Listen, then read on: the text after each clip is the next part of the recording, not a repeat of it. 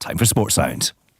On digital radio, FM, online at BBC Sports Scotland, your smart speaker, and BBC Sounds. This is Sports Sound from BBC Radio Scotland. Scottish football lives here.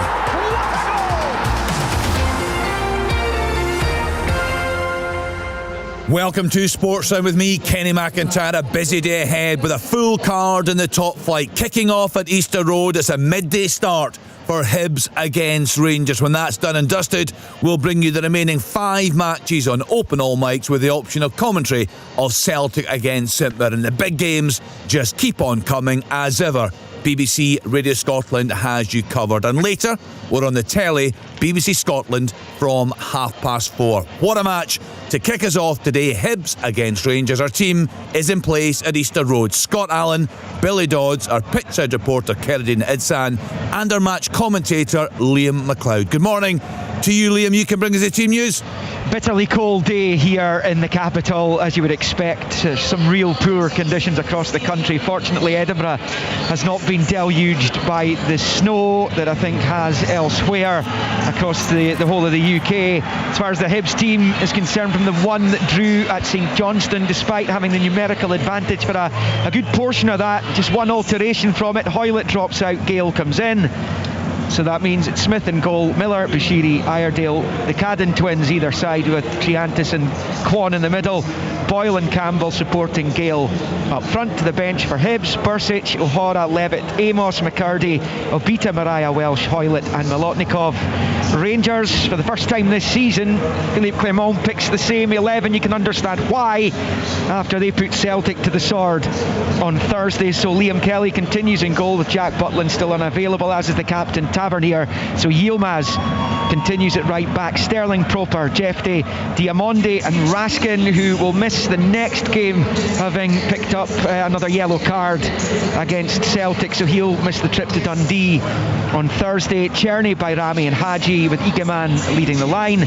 Young Northern Irishman Mason Munn is the sub-goalie again, with Cortez, Barron, Dessers, Matondo, Nijala, Dowell, King and Danilo on the Rangers bench. The ref is John Beaton and the VAR's Kevin Clancy. We'll get reaction to that team news from Scott Allen and Billy Dodds. First up, let's hear from both managers, starting with the Hibs boss David Gray. He's been chatting with Keridin Idsan. Well, David, Dwight Gale starting for you today. You often like to use him as an impact sub. What's your thoughts on giving him a start? Well, he's done fantastically well and affected games in a real positive way coming off the bench, but I think today, the third game in a week, a little bit of freshness up there as well. And we've put a lot of balls into the box of late, and I think it's something that we want to use to the advantage today, and having more of a recognised striker I think will benefit us. What's changed for you? 4 wins and a draw in your last 5, just the 1 defeat in your last 9? Yeah, listen, there's nowhere to hide. I think we've had a poor start, a slow start to the season. We always believed we had the quality and the strength of character in the group to turn it around.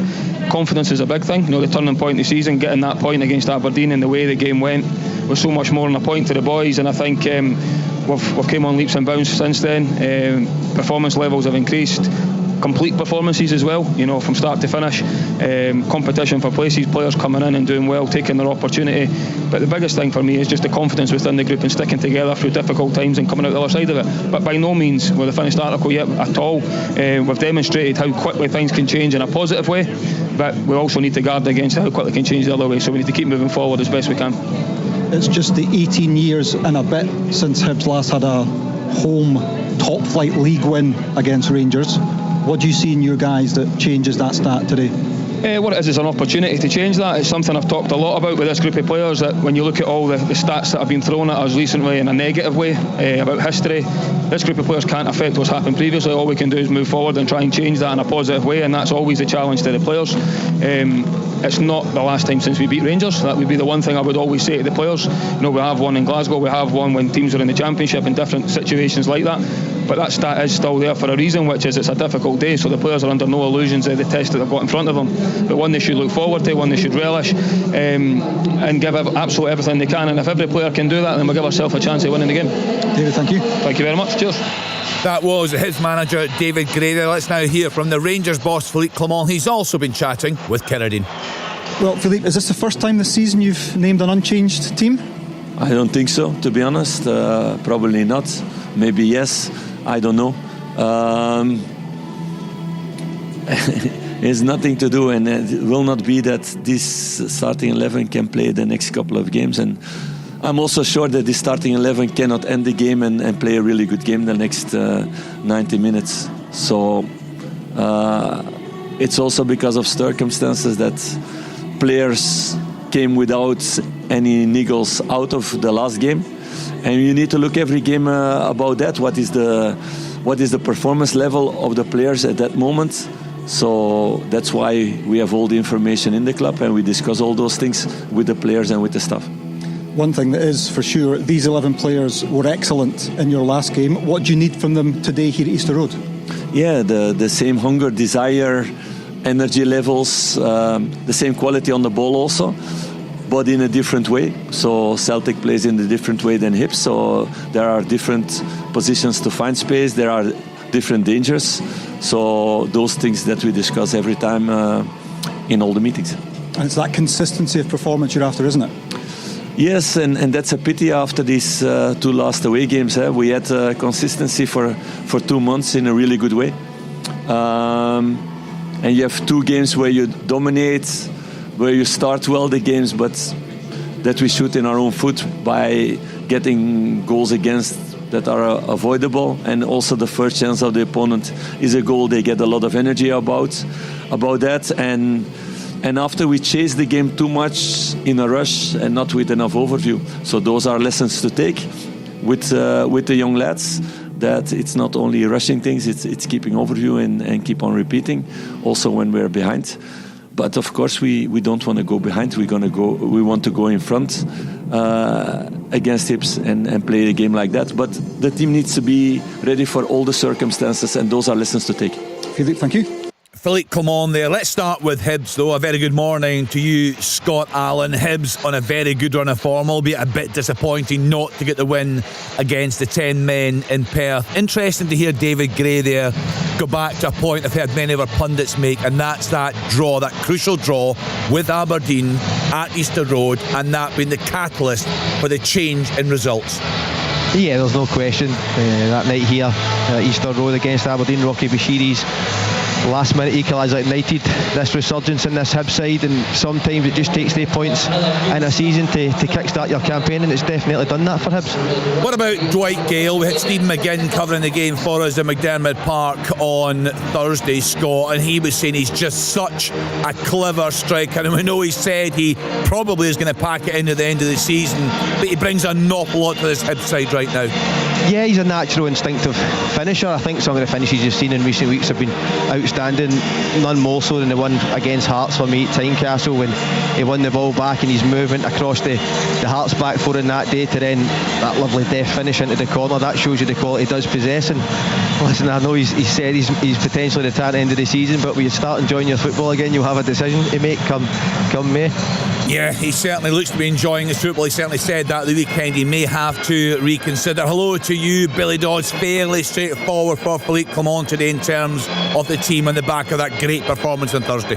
Yep, even though he doesn't know himself, and it took Liam McLeod to confirm that it's the first time he's left it unchanged all season. So I was a bit staggered when I heard that. But anyway, it doesn't matter. It's about the consistency and how they go about this game, and they've got to be aggressive. They've got to be everything they were in that Old Firm game, and if you do that, have a better chance of winning the game. They might not win it if you're aggressive by still playing great football. You can be aggressive and not play well, but you have a better chance, Kenny, of going on to win the game if you do all the right habits, the basics early on in the game, and that sets a tone. And I think that's exactly what Rangers will be wanting again. Philippe Clement will be saying that in his team talk.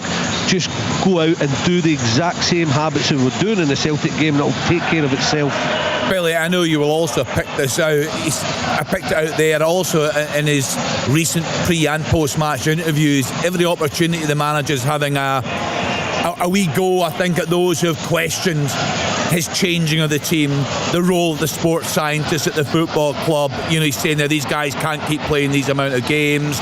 All the information that you guys don't know about that's getting fed into his decision making. It's clearly irked him, but with a Rangers fan on yesterday, and that's been the thing for the fans, Billy, and for you pundits, you have questioned the amount of change in the Rangers team week in, week out. Yeah, I don't think the sports scientist has picked the team. What I do think he's getting into the mind of Philippe Clement to say that maybe it'd be better if he could rest him and maybe get away with this one and still win the game. But it's backfired on him. That is the problem. And when he that game, I go back to the St Mirren game when he left Raskin out, I thought, right, he wouldn't do that again. You'll learn by your mistake. But then he goes and leaves out Czerny and Egerman for the Motherwell game, and that backfires as well. And it's no. I'm not surprised. It's no surprise that he's gone and named the same team again today just by that performance against Celtic. It was the best of the season, but it also should tell Philippe Clement that sometimes just leave the team. If it's that good, just go again with it. Sports science doesn't come into it. And going back to the Old Firm game, with those two games, Kenny, I don't think the sports science should have come into it anyway, because the Celtic game looks after themselves. So especially when you're on the chase, as I mentioned against Celtic as well, your points behind, you're chasing them. You must keep your strongest players. If you do that, you have a better chance of winning the game. As I say, it backfired, but it's no surprise to me today that he's going with the same. I saw the post-match interview with Yanis Hadji and Nicholas Raskin chatting Scott, and Hadji has had quite a big impact, I think it's fair to say, since they got that contract situation resolved. I'd imagine he'd be a player, the way he plays the game, that you would like. Yeah, he's been fantastic since he came back into the side, Kenny. I think on top of that though, when you take out all the technical attributes that he does possess, his work rate off the ball, his competitiveness in the midfield, it's been a real catalyst in terms of how Rangers have pressed, and it's certainly against Celtic, the energy that he provided in the game kind of kick-started all his teammates. So as much as I love him in terms of a technical footballer, the work he's been doing for the side off the ball has to be highlighted too. What's key for Hibs today, Scott? I think I think David Gray would have set his team up looking at how Rangers played against Celtic. I think it will be a different game for Rangers.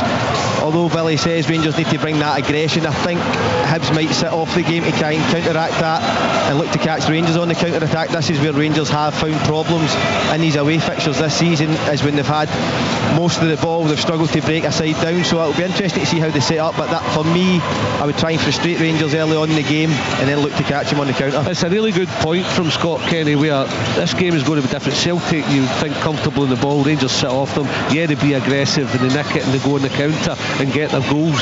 This time it's a team who might sit off Rangers. How do they go about that? The one thing I would say, and it's a very good point as I said, the one thing I would say is that aggressiveness from Rangers. It still has to be there, whether a team are sitting off or whether they've got all the ball. They have to be up in the game, making sure they're going about it with a pace and energy, and it'll look after itself. But it will be different today, as Scott pointed out. Yeah, I can see both teams in the tunnel, Billy, both sets of players looking very relaxed. A fantastic performance and result from Rangers in that Old Firm game, but the truth of it is that will count for absolutely nothing today in terms of the fans, and also in terms of the pressure on the manager if they don't follow it up.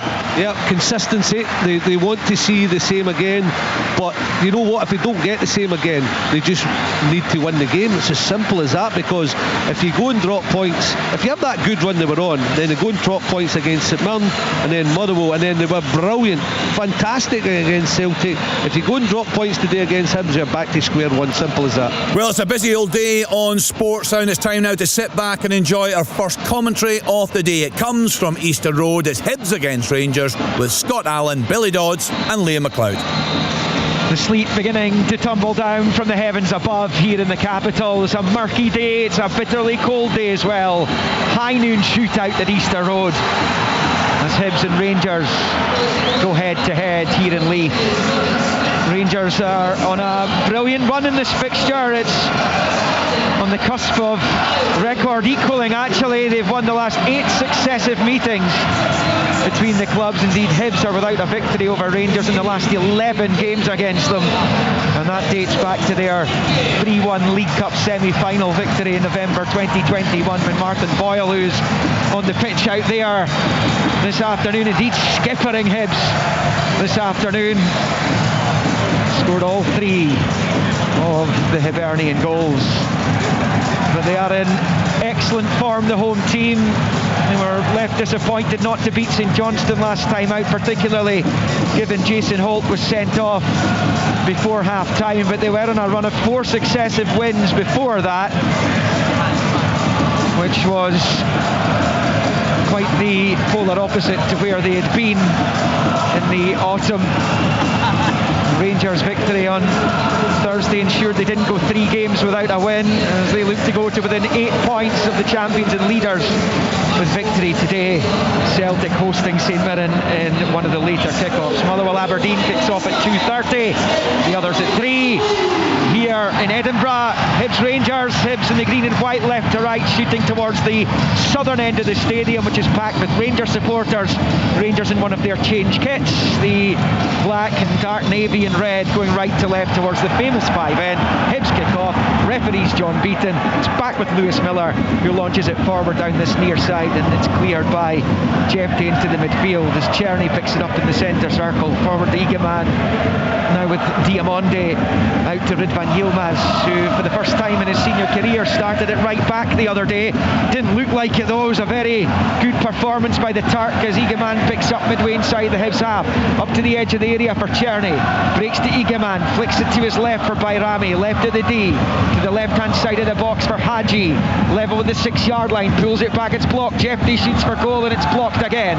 2 really important blocks it was from Lewis Miller, playing on the right of that back 3 for Hibernian, with the Cadden brothers on either side of that defence when they are out of possession, as Diamonde picks up and it breaks out to Jefty on this near side. It's a bright start, Billy Dodds, by Rangers.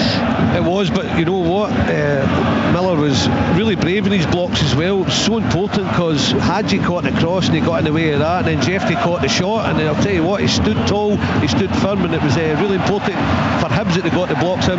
But Rangers, you're right, Liam, they're right at it straight away. Hibs have possession just now though, and it's Miller rolling it all the way back to Jordan Smith. How important's been that goalkeeping alteration by David Gray, dropping Joseph Bursic, and Jordan Smith's come in, and it's coincided with this excellent run. Yeah, it just shows you how important a goalkeeper is, especially in your league campaign. I think Joseph Bursic, a lot of mistakes throughout the season, and the home fans became a little bit frustrated. A big call from David Gray to make that change, but listen, the resurgence from Hibs, and to put into the mix with that is changing to a back 3 as well. That Hibs have found a bit of solidity, and that's why they've been picking up results. It's made a huge difference. David Gray named December's Manager of the Month as well, which underlines the job he has done to turn things round. Yeah, Scott's right to point out, but the Cadden brothers have got some shift to do, especially those wide areas where the Rangers get the full-backs forward 2v1. It's a hell of a shift, but they've got it in the tank.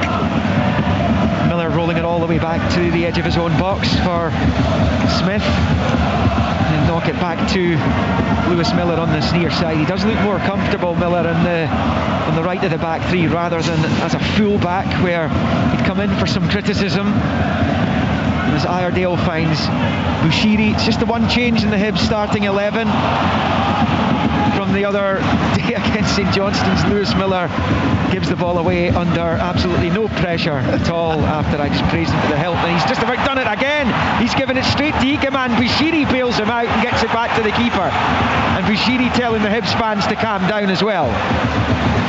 It's not the first time I've been at a game with you, Liam, and we're talking about Lewis Miller so early on in a game. Listen, real lack of concentration there. Could have put his side under real pressure, manages to get away with it. So he's fortunate that Bushiri was there, because Egeman's got the ball right in front of the Hibs goal otherwise. I thought he was going to go on the end of it. It's like a rabbit in the headlights, Scott, with his first mistake, and then he froze for the second one. Yeah, incredible. He's doing some attacking here though, Lewis Miller. Right foot bending, ball into the back end of the box. Gale gets his head onto it, it's kept it in well. Nicky Cadden at the byline, low ball across, and it drops to Raskin on the 6-yard line, and he boots it to safety all the way into the Hibs half, where Bushiri is under serious pressure from Egeman. He's able to deal with it in the end, but Egeman gets onto the scraps. Bushiri had a couple of goes at heading that clear, but it's at the feet of Bayrami to the left of the Hibs box for Hadji. Pulls it back, good chance, goal Rangers! Egeman smashes it home into the bottom left corner. It's an easy goal for Rangers. Hibs, well, that's the defending that was their Achilles heel earlier this season, and Egeman profits from it, and it's Hibernian 0, Rangers 1 inside the opening 4 minutes.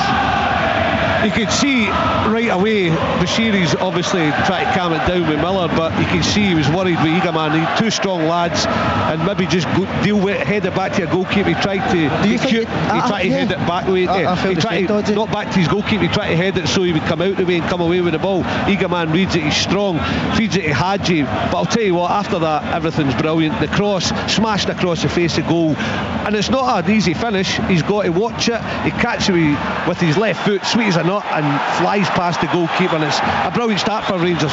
Yeah, it's a fantastic ball from Hadji. Listen, it's at a great weight where Eagleman just needs to make that contact and slides into the corner. But again, you've got to question Rocky Bashiri there defensively. As Dodgy says, he tries to be cute. And see this early in a game when you know Rangers are full of confidence after their previous win, you've got to play the fixture. It's so poor, and it starts with Lewis Miller a minute before that gives that nervousness in the side. And Iredale's doing it now as well. Eagleman, who's just scored his 9th of the season, finds Czerny, right hand side of the box. Diamonde wins the corner. Well, Hibs are struggling here. They are being pinned back. A lot of it is their own fault though. That's Iredale this time giving it away. Rangers have taken the short corner. Czerny at the angle of the box dinks it in, headed away by Bashiri. Raskin picks it up. Now it's by Rami. He's got Proper on this near side. Didn't have enough on the pass to get it to him as Chiantis slides in and puts it out for a Rangers throw in on this near side.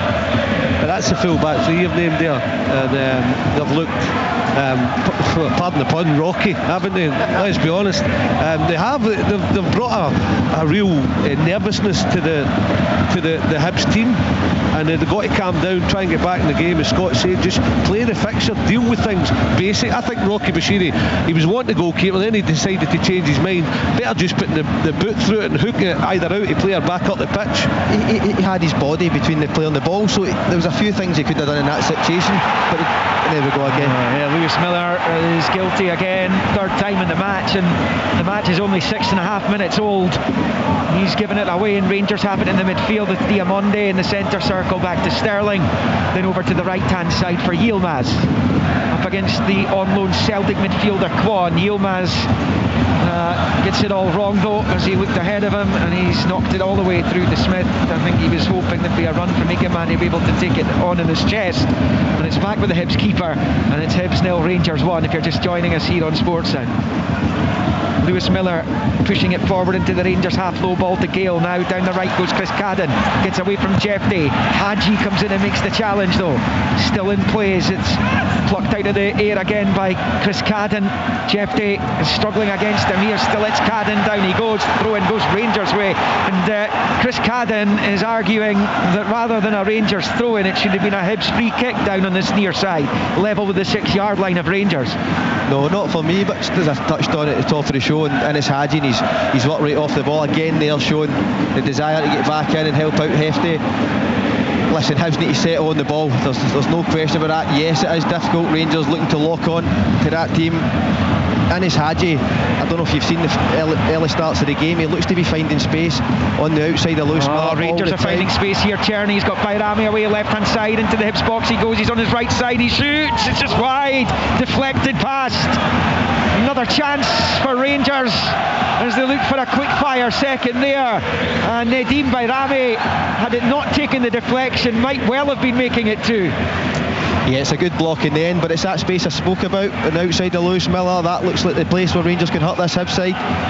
Hibs need to regroup, play their shape, because they're all over the place at this moment in time. You talked about Hadji's movement, and that is and how he's doing the shift as well, but Bayrami fills the space that he would have been in up the other side and slipped it past to him. It's an important block, Liam. I think it's going in if Hibs don't get a slight deflection on that. Rangers corner over on the far side, front of the East Stand in famous 5, to be taken by Hadji. Outswinger with the right boot into the box. Proper doesn't really make clean contact with the header, up into the air, and it's plucked into the gloves of Jordan Smith.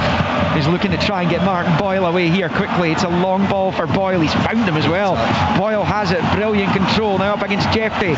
Proper coming back to help, and now he and Liam Kelly are unable to prevent Hibernian getting their first corner of the afternoon. Absolutely fantastic touch there from Martin Boyle, plucking it out the sky and getting inside a a corner kick. Listen, these for Hibs will be important today. Set pieces, they do carry a bit of height. Can they get back in the game from these set piece situations? But what a touch from Martin Boyle there, first and foremost. Things like that can flip it, can't they? I mean, Rangers have been, everything I was talking to Kenny to start the programme about, talked about Hibs nervous, but Rangers have been aggressive. In comes the corner towards the back post. Some big defenders are up there, and it's headed wide of the right hand post by Triantis. He was goal scorer, and Josh Campbell was in there as well. Might have been Campbell who got the final touch. I was about to say Triantis was a goal scorer in their last game at St Johnstone, but it was Josh Campbell who was up. Rose really well there, Scott, but it's well wide in the end. Stays 1-0 Rangers. Yeah, it's obviously I played with Josh Campbell, and you didn't really take him for one of the players attacking the ball from set pieces, but in recent weeks, especially at Tynecastle as well, he got on the end of a lot of deliveries. Obviously Hibs possess both sides with the Cadden brothers, really good delivery. Hibs on it back there. Yeah, Kwon finds Campbell and back to Triantis, who looks at the big switch out to Chris Cadden, cut out by Hadji though. Hadji has it and rolls it back to the edge of his own box for Sterling, who squares it to Proper. Out to Jeffy on this near side. He's looking for the switch here out to his opposite fullback Yilmaz. First time back to Diamonde, whose first time ball's been given straight to Iredale, and now Hibs come away with Kwon. A misunderstanding with Boyle as he rolls it straight into touch for a goal kick. Boyle was on the left hand touch line waiting for it to be played out to him, and Kwon picked it up just on the left hand side, and the miscommunication with Nicky Cadden ultimately sees it go behind for the goal kick. Yeah, I think with Nicky Cadden, he doesn't always need the ball in behind. He's looking sometimes to shift and use the defender's leg to whip round into dangerous areas where we've seen Hibs be a threat in recent weeks. I think Hibs just need to settle. There is definitely a nervousness in the play, and that does come from the defenders' unforced errors, which we've seen early in this game. Rangers have it with Yilmaz over on the far side, back to Sterling, and he sweeps it back to Liam Kelly, starting consecutive matches for Rangers for the first time.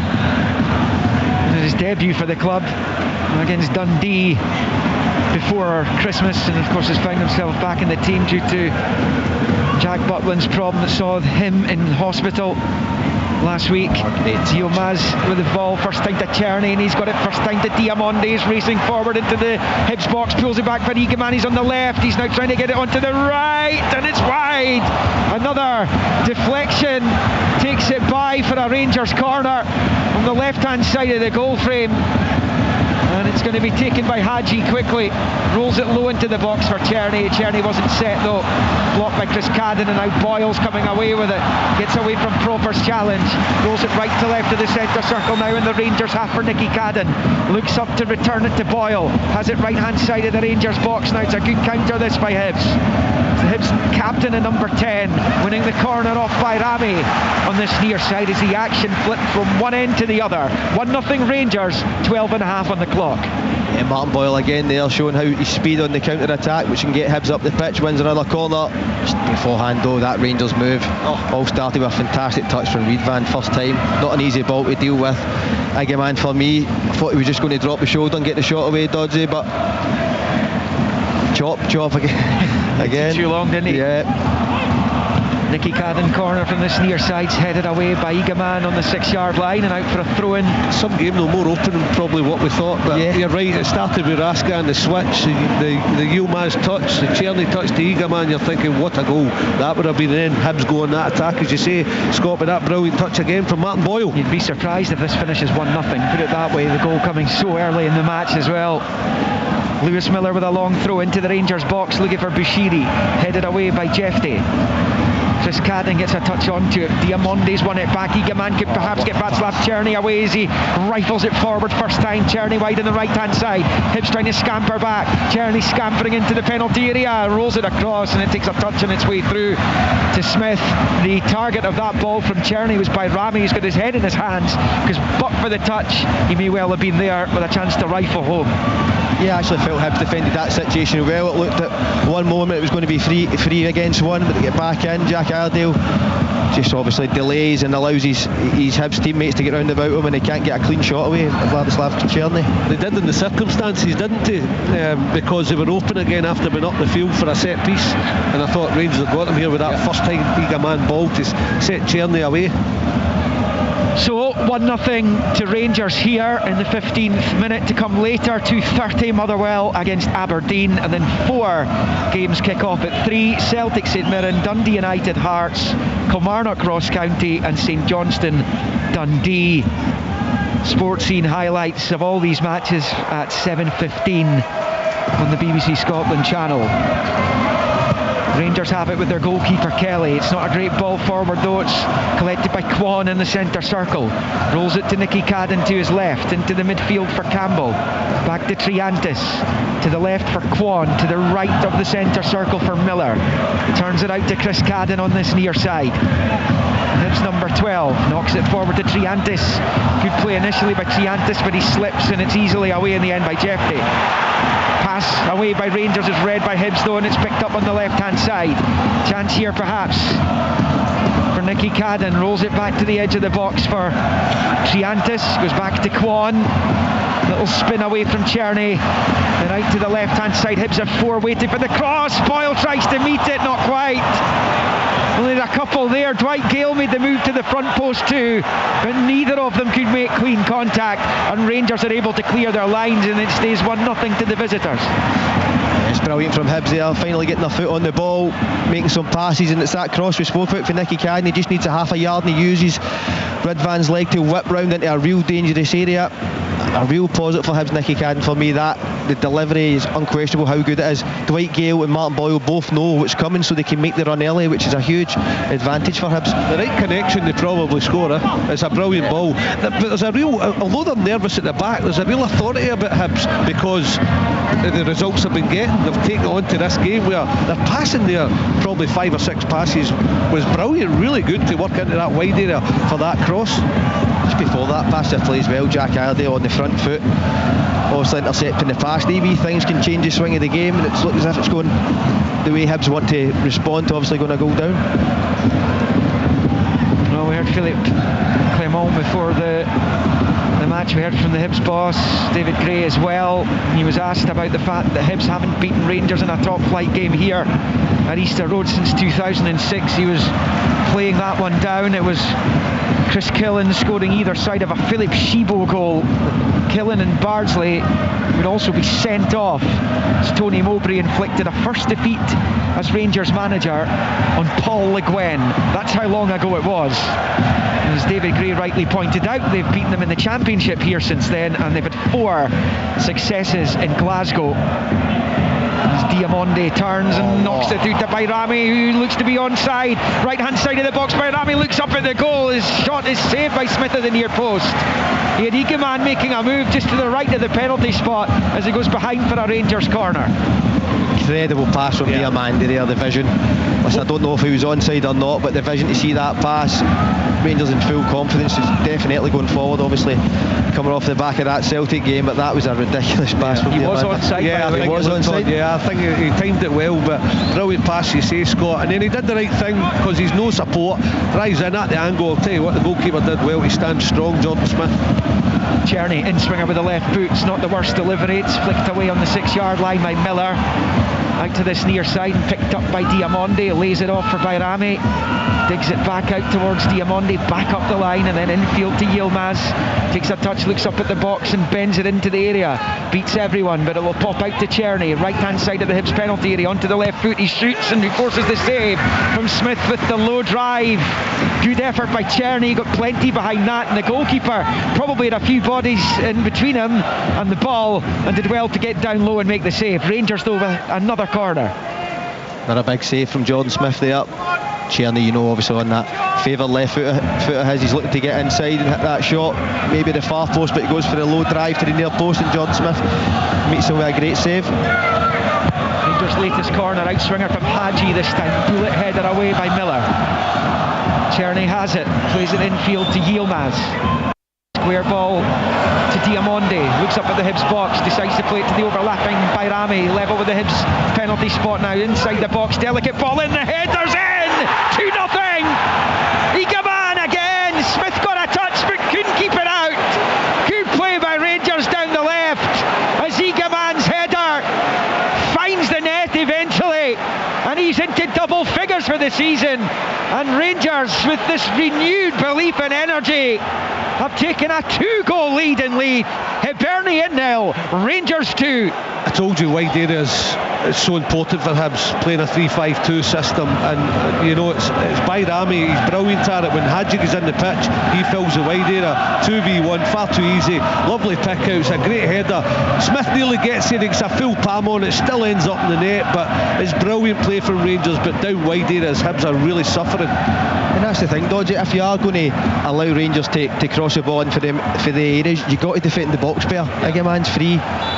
Listen, it's a fantastic finish, and Jordan Smith does get a hand on it, but if you're going to give up the areas, then you've got to defend the box a lot better than they have done.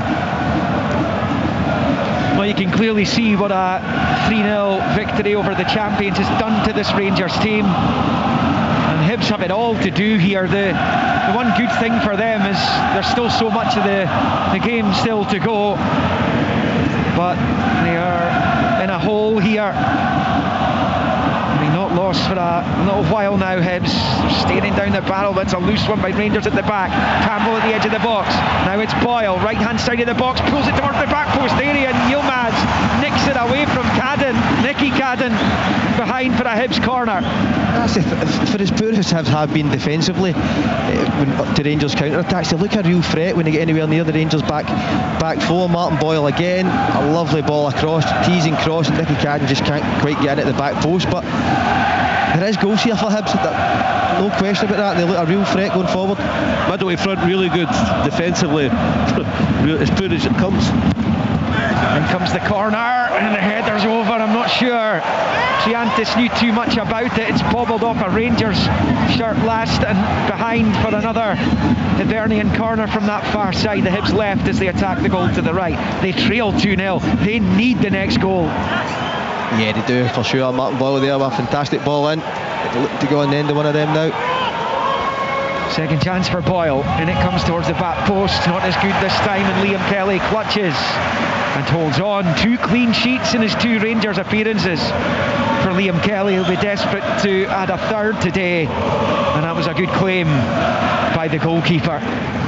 But it does appear as though Danilo will be knocking on the door, having returned to fitness, and there's chat that Dessers is out the door. It does look like Igaman's the first choice striker for Rangers just now, and he's justified that with his 2 goals today. Yeah, not just for his goals return. I think he leads the line really well, Liam. I think he's got that strength, and that's why Rocky Bashiri was worried at the first goal. He's a bag of tricks, he's so positive, he loves a nutmeg, he's a showboater at times, but he plays the line well and works it back. Whatever defence, he works really well. Good triangle of passes by Rangers on the right, and now Ridvan Yilmaz has it, moving up towards the box. Czerny's there in the overlap, but he waited too long and at least used him as the decoy initially, and that allowed Hibs to get bodies in the way as the ball's played up the left hand touchline. Boyle can't control it, bobbles off his left foot, and out for a Rangers throw-in over on the far side, midway inside their own half. Ridvan had the chance there, maybe a second or so before that, to slip in Czerny. It was great football initially from Rangers. I think obviously back on again, I think big thing for me, Dodgy, obviously watching him this season, I think he enjoys the contact with defenders. I think he talk about putting himself about, he does it a lot better than Dessers for me, and I think that's why he gets a lot of his chances, because he's willing to put the contact. When a ball is up to him, the defenders maybe favour it, they don't get a clean clearance because he's always looking to make contact. Jeffrey down the left hand side, out to the touchline for Hadji, comes up to about level with the 18-yard line at the left angle of the box. His cross is met by the head of Miller, and behind for yet another Rangers corner. Go on, Liam. It's how easy it is again. 2v1, he could have, although he crosses it, the FD could have just take a touch again and rolled it wide in 2v1 in wide areas, but puts in the cross, Hibs defend it, but it's really worrying for Hibs that they could get done again. And as Scott said, once the cross going, got to defend your striker, and they've not done that so far in the game. Rangers corner, Czerny with an outswinger towards the penalty spot. He's beaten everyone again. He come all the way through to Yilmaz. He's got Diamonde right hand side of the box. Diamonde takes a touch down to the byline, pulls it back, and it's away by Gale. Hibs get it clear. And there's no outball up there. Everyone was back to defend the corner, so Rangers have it back with Jefty, who's bumped to the ground by Gale. And that's a Rangers free kick, level with the edge of the centre circle to the left of it, right down in front of David Gray's dugout. It's just one defeat in 8 for Hibs coming into this one. That was at Celtic Park, and the 3-0 loss they took that day was extremely harsh on them. It was a really decent Hibs performance, and Nikola Kukarevic was guilty of missing a couple of glorious opportunities for them that afternoon, but that their only loss in 8. But they're up against it here. Rangers leading by 2-0, both scored by Hamza Igaman, who is on 10 for the season now, just 2 behind top scorer Dessers, who's on the bench. Here's Jefty coming through, disguised ball left hand side of the box by Rami, shoots left of the 6-yard area, but he doesn't get enough on it to test Smith. Truly, he holds on comfortably the low effort, and it stays Hibs 0, Rangers 2. Hibs struggling to deal with that interchange between Hadji and Barami. Barami there with the run out behind the Hibs defence. It's communication. I think Hibs look a bit reluctant to push whether it's Lewis, Miller, Iredale right out when the ball goes wide, but they need to get some sort of pressure on Rangers in areas or they're going to concede more goals. It's Kwan, left of the centre circle, back to Iredale, onto the touchline for Nicky Cadden. First time in field to Kwan, spins away from Diamonde and then rolls it back to Bushiri. And out to Miller on this near side. Across the halfway line goes Lewis Miller, wearing the number 2, his manager wore with distinction here. He's given it away, but so too is Nicholas Raskin. And now there's Kwan in the centre circle. It's another poor ball though, it's straight onto the chest of Jefty on this near side. Chris Cadden putting the pressure on, looking to win the throw-in, which he does. But level with the edge of the D of the Rangers box. It's into Campbell, back to Chris Cadden, then back up the line to Miller. Miller then taking it forward, out to Chris Cadden, looks up, gets the cross ball in, it's headed away by Sterling. He's found Czerny as well. It's a really good header in the end from Dujon Sterling as Czerny comes across the halfway line on the far side. Rolls it back to Yilmaz and then infield to Igaman. Short ball to Raskin and then into the centre circle for Diamonde, who sweeps it out to Jefty on this left hand side. Onto the touchline for Hadji. And a right foot ball back into his own half for Robin Proper, who scored his first Rangers goal against Celtic on Thursday. Sterling's low ball as it's moved out to the right hand side for Yilmaz. Infield to Raskin. And back to Sterling. Rangers in no rush at the moment as it's played forward to Igaman in the centre circle. Back to Robin Proper. Now Jefty has it on this near side. Suddenly Hibs can't get the ball. No rush, but the passing's sharp and crisp and it's moving Hibs about, and it's a thing that Rangers, when they had their period where they were struggling, just didn't move the ball quickly enough. But in and out of possession, aggressive when they go and press, and when they have the ball they move it so sharp and quick that teams are not getting close to them.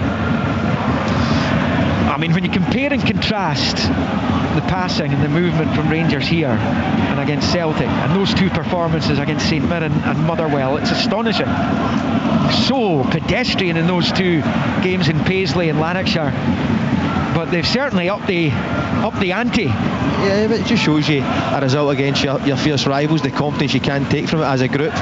Obviously before that game we were talking about Rangers obviously being down for a lot of injuries, but that team, they look together, they're moving it quick and aggressive as Dodgy says. But from a Hibs point of view, yes, they have the free at the back, but there comes a point where you have to engage with guys in the wide areas and they just aren't doing it, so it's making it really comfortable for Rangers to move the ball about. I know Hibs have done well in that back three, but I was worried when I saw their shape because I know what Rangers can do and I've seen it, and then the way the interchange with Hadji and Bayrami, I just think I would just plug those gaps today and just go a back four and get 2 in wide areas. I think it would help Hibs, I really would.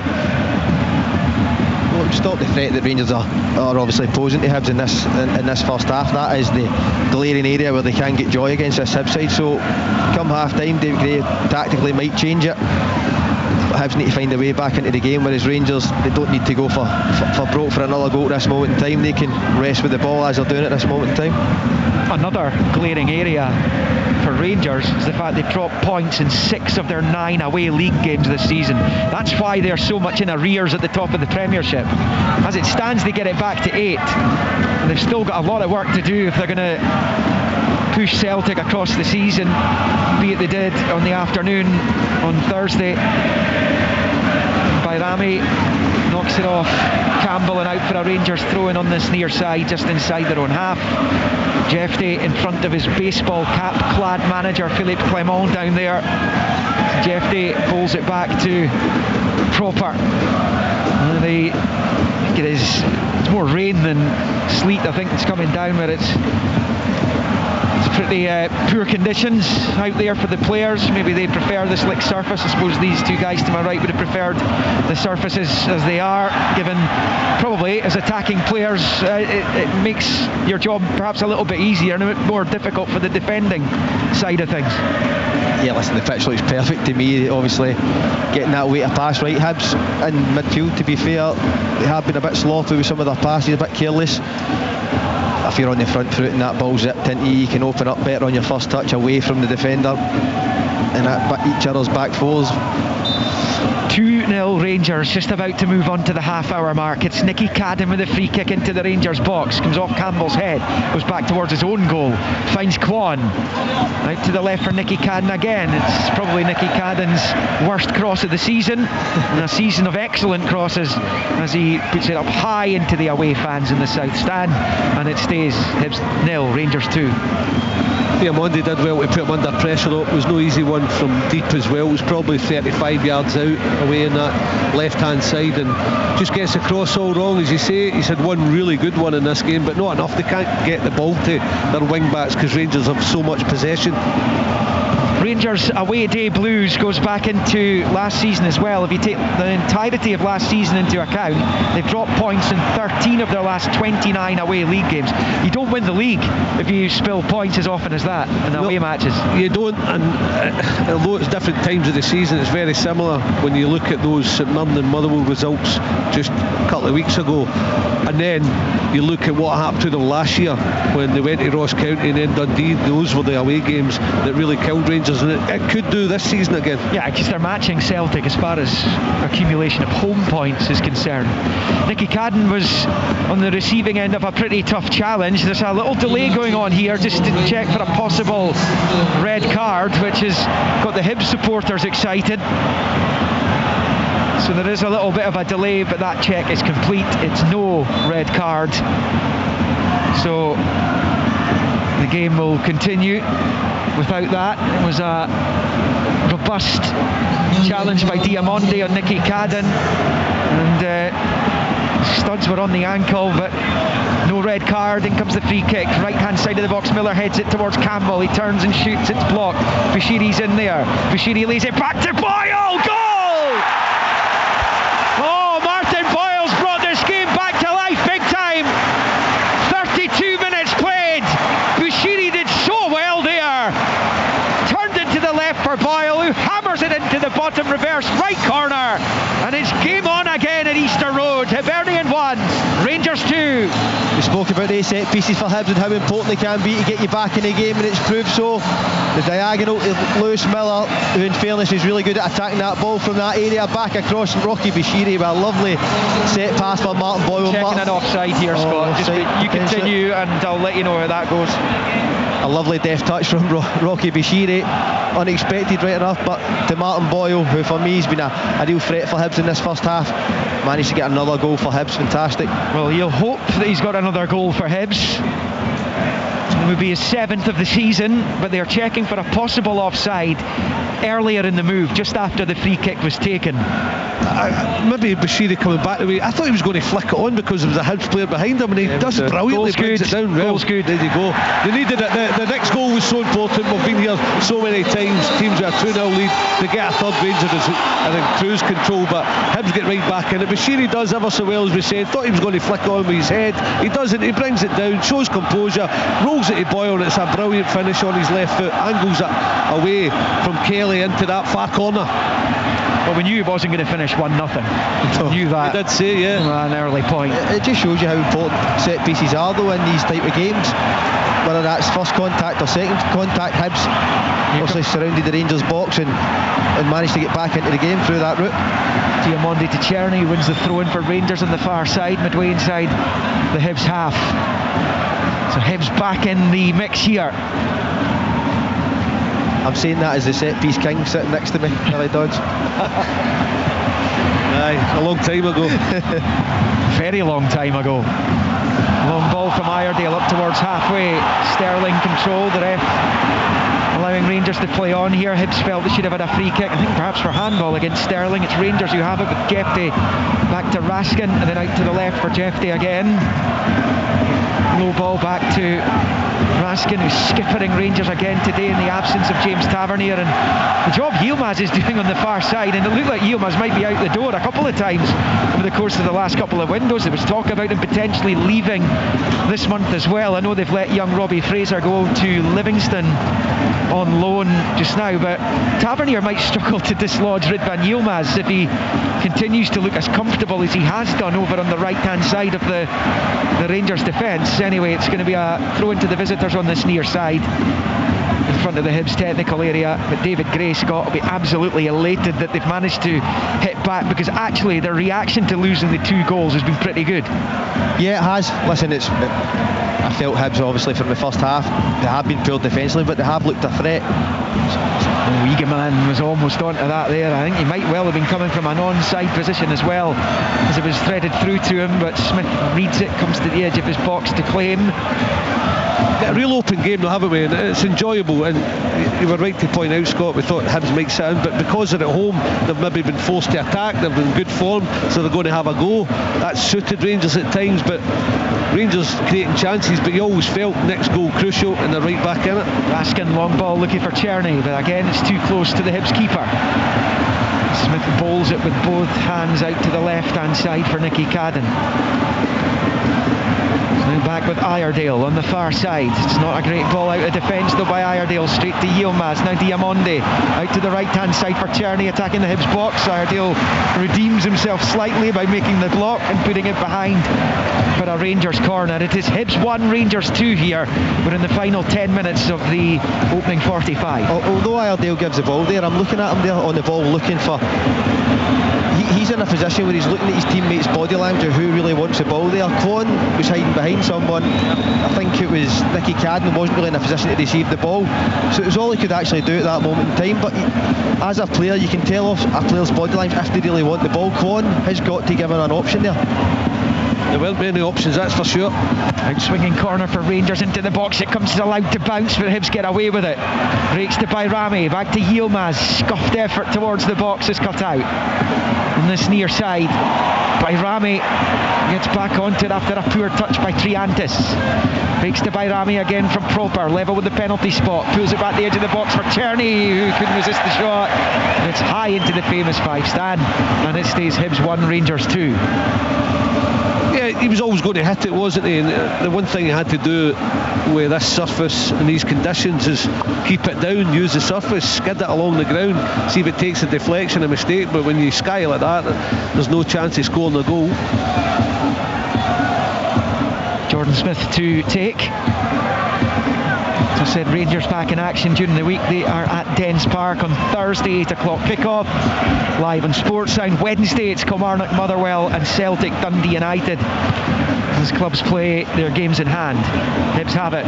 Right hand side of the Rangers box with Boyle. He's done well to win the corner off Proper. Hibernian corner, main stand side. This near side, the Hibs right, as they attack the goal to the right, and they've got a chance to put the Rangers defence under pressure again here. 37.5 on the clock. They've just got themselves back into it. Can they find an equaliser here? And another set piece, Scott. Another set piece, Nicky Cadden. So we're looking for being able to see his delivery. It's fantastic. Real chance here for Hibs with Martin Boyle again. Hold up play. He's a real outlet for Hibs. In swinger from Nicky Cadden in towards the back post, but Liam Kelly claims brilliantly, and he's looking to launch it forward quickly for Czerny. Long ball from Kelly. Underneath it is Iredale. Left-footed first-time clearance into the Rangers half, collected beautifully by Nicky Cadden on this near side. Triantis is fouled by Raskin. He got a bit fortunate there, Nectarios Triantis, because a quick-fire ball back to Nicky Cadden looked the option. He decided to turn back on himself and ran into trouble, but he was brought crashing to the ground, and Hibs have a free kick just outside that centre circle to the right of it in the Rangers half. As Lewis Miller makes his way over to that outside position, looking to get on the end of this, he'll be the guy they're aiming for. Yeah, Triantis, he's found him as well. He heads it back towards the penalty spot, and Hadji nods it behind for the corner. Scott Allen saw that a mile away. Go for Rangers defence didn't. Yeah, if he goes for the far corner, whether it goes in or not, that's where the players are. So if it isn't, if he doesn't have the power, can Dwight Gale get on the end it? Can Martin Boyle get on the end it? But he actually puts it back in an area where the strikers weren't. But listen, Hibs a real threat from that area. Lewis Miller, we know from cross balls, as a threat. Nicky Cadden again then, left-footed, corner comes in, flicked away by Sterling this time, and that's going to go out for a throw into Hibs over by the corner flag on the other side, but there's a head knock which John Beaton has stopped play for. Less than 6 minutes to go in this first half. 2-1 Rangers. Yes, I'm really enjoying the game, but you're on the money, Scott, with the run from Miller. But again, you're right, head it in front of the players. If it doesn't get in, then they could just gamble and knock it into the net, but get it towards goal. I'm not saying towards the goalkeeper, but just flick it. But he heads it back the way that lets Rangers recover to get it away. But set pieces, as you said, so important. He was deep in the Rangers box. It wasn't like it was at the edge of the box where you're helping it across. If he goes for that area in the 6-yard box, it's a chance of getting a tap in. Thrown into the box is cleared, and there's a foul as well on Diamande, so that's going to be a free kick to Rangers inside their own penalty box. Just on Yilmaz, for me, obviously playing a left footer, obviously playing it right back. Because Rangers have been playing that crisp passing, when he does come inside and Czerny's looking to get on the overlap, it's an easier pass for him, whereas Tavernier's always on the outside. But because it's a natural left footer, he can actually play that through ball in behind the opposition defences, which he has done in the last 2 games. So although he's not naturally right footed, because he's left footed, it gives him a different option in terms of creating for Czerny. Here's Jeffrey for Rangers, switch of play to Yilmaz, controls on the chest, under pressure from Nicky Cadden, rolls it back to Sterling, who knocks it into midfield for Raskin, back out onto Yilmaz on the touchline, field to do John Sterling again, and now proper to Hadji, his first goal of the season against Celtic the other day. He opened the scoring. Need his first goal after the contract wrangle that looked like it was ending his Ibrox career. As Yilmaz picks up on the right hand side and moves it back into his own half for Diamande, then Raskin. There's certainly talking about the fact that Igaman may well be first choice striker for Philippe Clement now. Raskin and Diamande look like the first picks for those two midfield positions, Billy. Oh, they do, and they play with that energy and pace and quickness. A good ball for Raskin, but nobody can go on the end of it, Liam. But it's weird because the Hibs goal was kind of put the brakes on Rangers as an attacking force, just to say, right, let's get to half time and make sure we're still leading the game, can have a wee chat and maybe get things going again. But Hibs realise they're right back in it, and they've got a bit of confidence from the goal, definitely. 2-1 Rangers, approaching the half-time interval, just 3 minutes away now. This midday kick-off. It is Hibs with Triantis, finds Gale at the edge of the box, his first time ball towards Boyles, cut out by Proper, and Rangers are able to clear. Raskin with a cushion header to Igaman, who's popped up on the left hand side of his own half, and he's had it nicked off him by Miller, who knocks it to the right of the box for Campbell, who wins Hibs a corner, their latest one. There's been plenty of those for both teams in this first half. Hibs looking to find an incredible equaliser before the half-time break. Yeah, I think it's testament to how Hibs have reacted since the second goal. I think Hadji and Czerny have been very quiet the last 10 minutes, and Hibs did actually get the corner from their defence, obviously been up the halfway line and squeezing Rangers and putting them under real pressure. Now Rangers can't find out ball. Nicky Cadden in, another decent delivery into the 6-yard box, but headed away by Proper. Igaman completes the clearance, and then Iredale, facing his own goal, decides to whip it up high into the Leith sky. It drops down in the Rangers box and cleared by Sterling out to this near side. That's what Rocky Bashiri should have done. Absolutely. I'm just thinking that, Scott. And take no chances, and it ends up putting Rangers under pressure, just especially when the surface is like this and it's skidding, it could go away for you. I thought they'd made another mistake, hooks it on, and they nearly got a chance out it. Rangers able to get it away from a Hibs throw-in on this near side. It is over on the Hibs right. Chris Cadden can't keep it in play, and it bobbles and bounces out for a throw into Rangers on this near side. I believe there's going to be 2 minutes added on at the end of the first half as it stands. Hibs 1, Rangers 2. By Rami to Egaman. His ball forwards cut out by Miller just inside his own half. Finds Bushiri and then to Iredale in the centre circle. Knocks it forward to Campbell. It's a poor touch. Straight to Bayrami. Now Raskin finds Yilmaz. Back to Sterling. He rolls it back to Liam Kelly. He's got time to take a touch in the 6-yard box. Finds Raskin, who plays the first time pass out to this near side for Jeffrey. He'll win the throw-in off Chris Cadden, though a couple of the Hibs players and supporters felt there was a hand used there by Jeffrey. Throw into Rangers on this near side. Knocking on half-time. We're in the 45th minute. Seen that instance there, Lewis Miller, when Barami comes across trying to find that space that Hadji's vacated. He's tight, it allows Chris Cadden to then get up and put the pressure on Hefty and stop Rangers in their tracks. That's what they weren't doing early in the game, and Rangers were getting a lot of joy from it. And Rangers started brightly, themselves into a 2-goal lead thanks to a brace from Egaman. Martin Boyle, though, has turned the temperature up with that goal. Rangers give it away, and now Nicky Cadden driving forward, left hand side of the centre circle to Gales. A poor ball, he was looking for Triantis, gives it straight back to Rangers. It was a gift really. Here's Yilmaz, Diamonde's ahead of him, and it's Yilmaz looking in there to knock it through to Egaman. It doesn't reach him though, and it almost came to Hadji just outside the Hibs box, but it comes right through to Jordan Smith, who gets it clear. It looked like an opening for Rangers there. He tried to re-establish a 2-goal cushion. Triantis holds off Raskin. Another ball given away though. Triantis this time, poor touch Yilmaz. Won back by Hibs. Kwon with the header back to Iredale, and then out to that left hand side for Nicky Cadden. The roar from the Hibs fans as they tried to drive their team on to an equaliser before half time. Nicky Cadden's gone in on Raskin, who's left in a crumpled heap on the pitch on the far side. John Beaton's allowing Rangers an advantage here though. Raskin still down. Cherney, right hand side of the Hibs box. Boyle slides in and does really well. It's good play by Martin Boyle, and then he's fouled by Cherney, and that'll be a free kick to Hibs over on the far side. But there's a yellow card coming out here for Nicky Cadden for the challenge on Raskin. Hibs 1, Rangers 2. I've not seen a replay, but I think that's harsh, because he's gone to ground, he's slid in, he's won the ball. Yeah, momentum is taking him on to Raskin.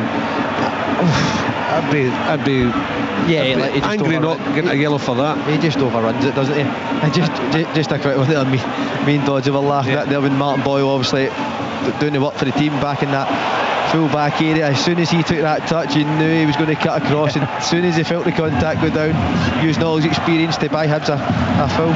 Real collapsible legs. I think that's known as the Graham Shinnie, isn't it? Shinnie's an expert at it. As Hibs take a throw in on the far side, Nicky Cadden back to Kwon, left of the centre circle, finds Triantis. A long ball out to this right hand side for Chris Cadden. Good control by Chris Cadden. Little dinked ball into the box is blocked there. Campbell's header blocked by Proper, who claims goal kick, and the referee agrees.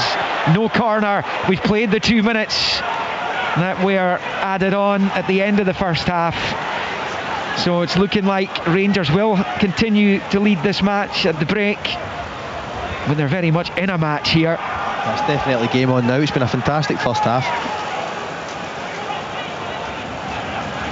Goal kick here for Rangers, but the half-time whistle will go as soon as Liam Kelly boots this ball forward, once he's sorted his studs out with the posts there. Right-footed ball forward from the Rangers keeper, but this will be half-time. And there you go. It's in the melting pot at Easter Road. Didn't look like it was going to be at this stage. And Rangers raced into a 2-goal lead inside 20 minutes. Hamza Egaman rolling home the opener after just 4. Hadji involved on the left-hand side. Bushiri and Lewis Miller had an inauspicious start to proceedings with mistakes, and Egan with a header capitalised on the former's error, and there was a header which Smith, the goalkeeper, got a decent touch to, but he couldn't keep it out as it ended up in the top right corner of the net. So 2-0 Rangers at that point. Hibs though fought back. Their reaction to conceding both goals actually was pretty good. They look a constant threat when they come forward. Defensively, there's issues there for David Gray. It's not the first time he's had to deal with that in his tenure as Hibs manager, which is still a relatively short tenure. But the man who scored that late Scottish Cup final winner against Rangers to end that long wait for that trophy to come back here was absolutely delighted when one of his fellow squad members that day, Martin Boyle from Rocky Bushiri in the Rangers box, found himself in space left hand side of the area, and he lashed home into the bottom right corner to give Hibs a chance. That goal timed on 33 minutes. Very much then game on here at a wet and cold Easter Road, where the half-time scoreline is Hibernian 1, Rangers 2. On digital radio, FM, online at BBC Sports Scotland, your smart speaker, and on BBC Sounds. This is Sports Sound from BBC Radio Scotland. There's no substitute.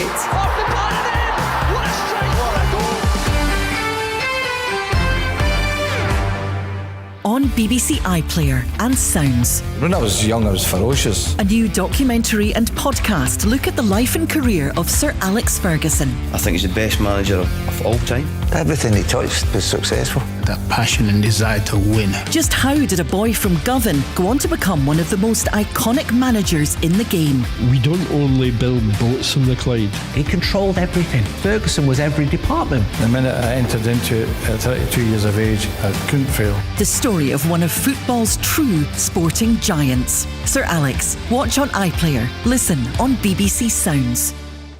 You're listening to Sports Sound on BBC Radio Scotland. A busy old day ahead with a full card in the top flight. Our first commentary match coming from Easter Road. Hibs 1, Rangers 2. A double from Egan, 4 and 19 minutes. Martin Boyle pulling one back on 32 minutes, and plenty of chances at both ends. A very open and exciting game. Just a reminder what's coming up later today. It's a 2:30 start. Motherwell at home to Aberdeen. Celtic against St Mirren. That's 3 o'clock. There's an option of open all mics or commentary from that one. Also 3 o'clock starts. Dundee United Hearts, Kilmarnock Ross County, and St Johnstone against Dundee. And a reminder, we're on the telly today. We are on BBC Scotland from 4:30. We're with you right through until 6 o'clock on the radio. So plenty more to bring you on Sports Sound. Let's get to our pundits at Easter Road. Let's hear first of all from Scott Allen. Scott, a really enjoyable open game this afternoon. Yeah, it's been a fantastic game for the neutral. I think David Gray will be really disappointed in terms of how his side have defended at times in this game, but the reaction he'll be really pleased about. Hibs have looked a constant threat when they have got at Rangers. Martin Boyle been a key factor and actually held the ball up well. He's been very unselfish, and when he got half a chance he took it, and Hibs are right back in the game. The concern, Scott, will obviously be the big gaps, particularly in the centre of that Hibs defence early on. Yeah, listen, me and Dodgy spoke about it throughout the first half there. The spaces for Rangers to play in the wide areas outside the two wide centre-backs, it's clear to see in the stadium. So as the game has went on though, they've managed to get the distances a lot better and put some real pressure on the Rangers players that were causing all sorts of problems early on in the game. I just think from a Hibs point of view, these set pieces which we spoke about, they've been crucial again. Lewis Miller a threat.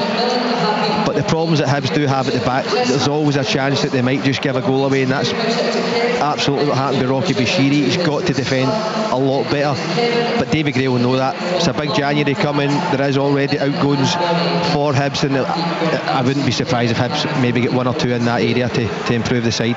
A very bright start to the game for Rangers, Billy, but a bit nervous towards the break there after Martin Boyle pulled one back. That's down to Hibs, Kenny. Yes, I think what we were talking about pre-match, when how Rangers had to go about it, that aggressive, quick style. They did that. They're fully confident. They were murdering Hibs in wide areas. But Scott correctly pointed out, once the cross comes in, if you're going to give up those wide areas 2v1, and that's what Hibs have done, you've got to defend. And the lone striker, Igaman, is not picked up for both. Now, take nothing away from him. Two brilliant finishes. I mean, one lasered home with the left foot, one with the head. Thought the goalkeeper had it, but just it's not his fault. He just pawed it into the net. There's nothing he could do. But the cross is coming in, and Igaman is free in both, and you could see the confidence surging through Rangers. Hibs did brilliantly to get back in it, because they get the goal. The third goal was so important. We've said it so many times in football. When you're 2-0 up, whatever team you need, the team that's 2-0 down needs the next goal, and that's exactly what Hibs done. And then they were putting the pressure on with those set pieces where they're really dangerous at. So I've loved the game. It's been really open, played at a brilliant pace, and I think there'll be more goals to come. Yeah, just seen a replay of that first goal from Igaman. Billy Scott was speaking during commentary about what he offers in comparison to Death. There's a bit more physicality. Talk to us, that's your position. Talk to us about what you see in Igaman as a striker. He just watts whatever, if it's a back three or a back four, he just watts the defence ever so hard, and as Scott said, he likes that contact. He's a strong lad, and you could see with the first goal, I'm sure you saw it yourself, Bashiri was worried because of that physicality, and he could have gone back to the goalkeeper, he could have hooked it, whether it's out the park or back up the park, but he decides to try and be cute and use his head to flick it back the way to come away with the ball. But Igaman was so strong, put him under pressure, nicked it, and then fed it wide and got himself in the box. So he's so positive as well. He's so technical, skillful. I mean, you could count, I think the people started doing it, count how many nutmegs he gets, but he's so direct when he does it. He's a box of tricks. But the biggest thing is he plays basic. He holds it, he links it, and he gets in the box, and that's what's got him his success so far this season, especially since he's come into the team. And then the likes of Dessers has just dropped out the picture. As I've been saying, a full card in the top flight today. Billy, let's just have a look through some of the games, all covered of course on Sports. And there's a 2:30 start at Fir Park. Aberdeen 9 without a win. You've been saying, John Robertson said the same, Willie Miller, Billy, that just you can clearly see a lack of confidence in the side right now, but also a lack of energy for the Dons.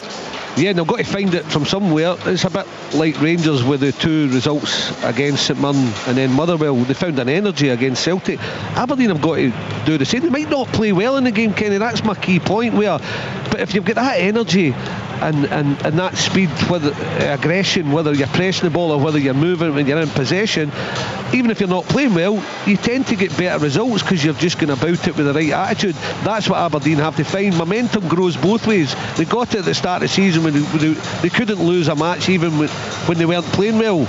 But the momentum goes the other way when you're not winning games, and it doesn't matter if you play well, you can't get a result. So that's where Aberdeen are, but they have to find that energy you're talking about in the game today. Yeah, they'll find it tough. Motherwell, it's been a good start to the season for them. They got to the semi-finals of the League Cup. They're in the top 6 as things stand. Celtic at home to St Mirren, a 3 o'clock kick-off. Scott, option as I said of open all mics or full commentary from that one. You would expect a big reaction from Brendan Rodgers' side this afternoon. Yeah, listen, I think obviously you could tell from Brendan Rodgers' interview, I felt that he was surprised from the manner on which his team played with and without the ball, which we haven't associated with this Celtic side so far this season. So the fans, the players, everybody would want a huge reaction, and it is a game you would expect Celtic to take full control and win. But listen, that's the biggest thing. What type of performance are they going to get? Because I don't think anyone's seen what was coming against Rangers.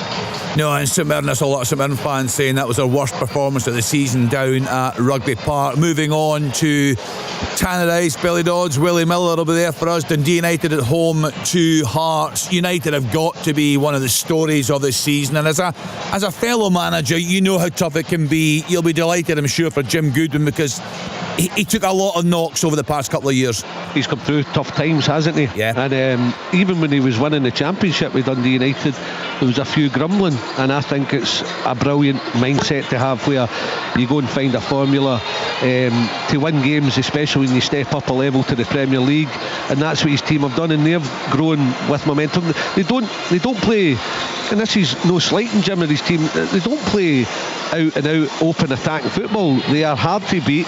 They make themselves hard to beat by working ever so hard, got a good shape about them, and then they've got the big boy up front, Dalby, where he's scoring goals, and he could leave. That would be a big blow to them, Kenny, if he did. Yeah, absolutely.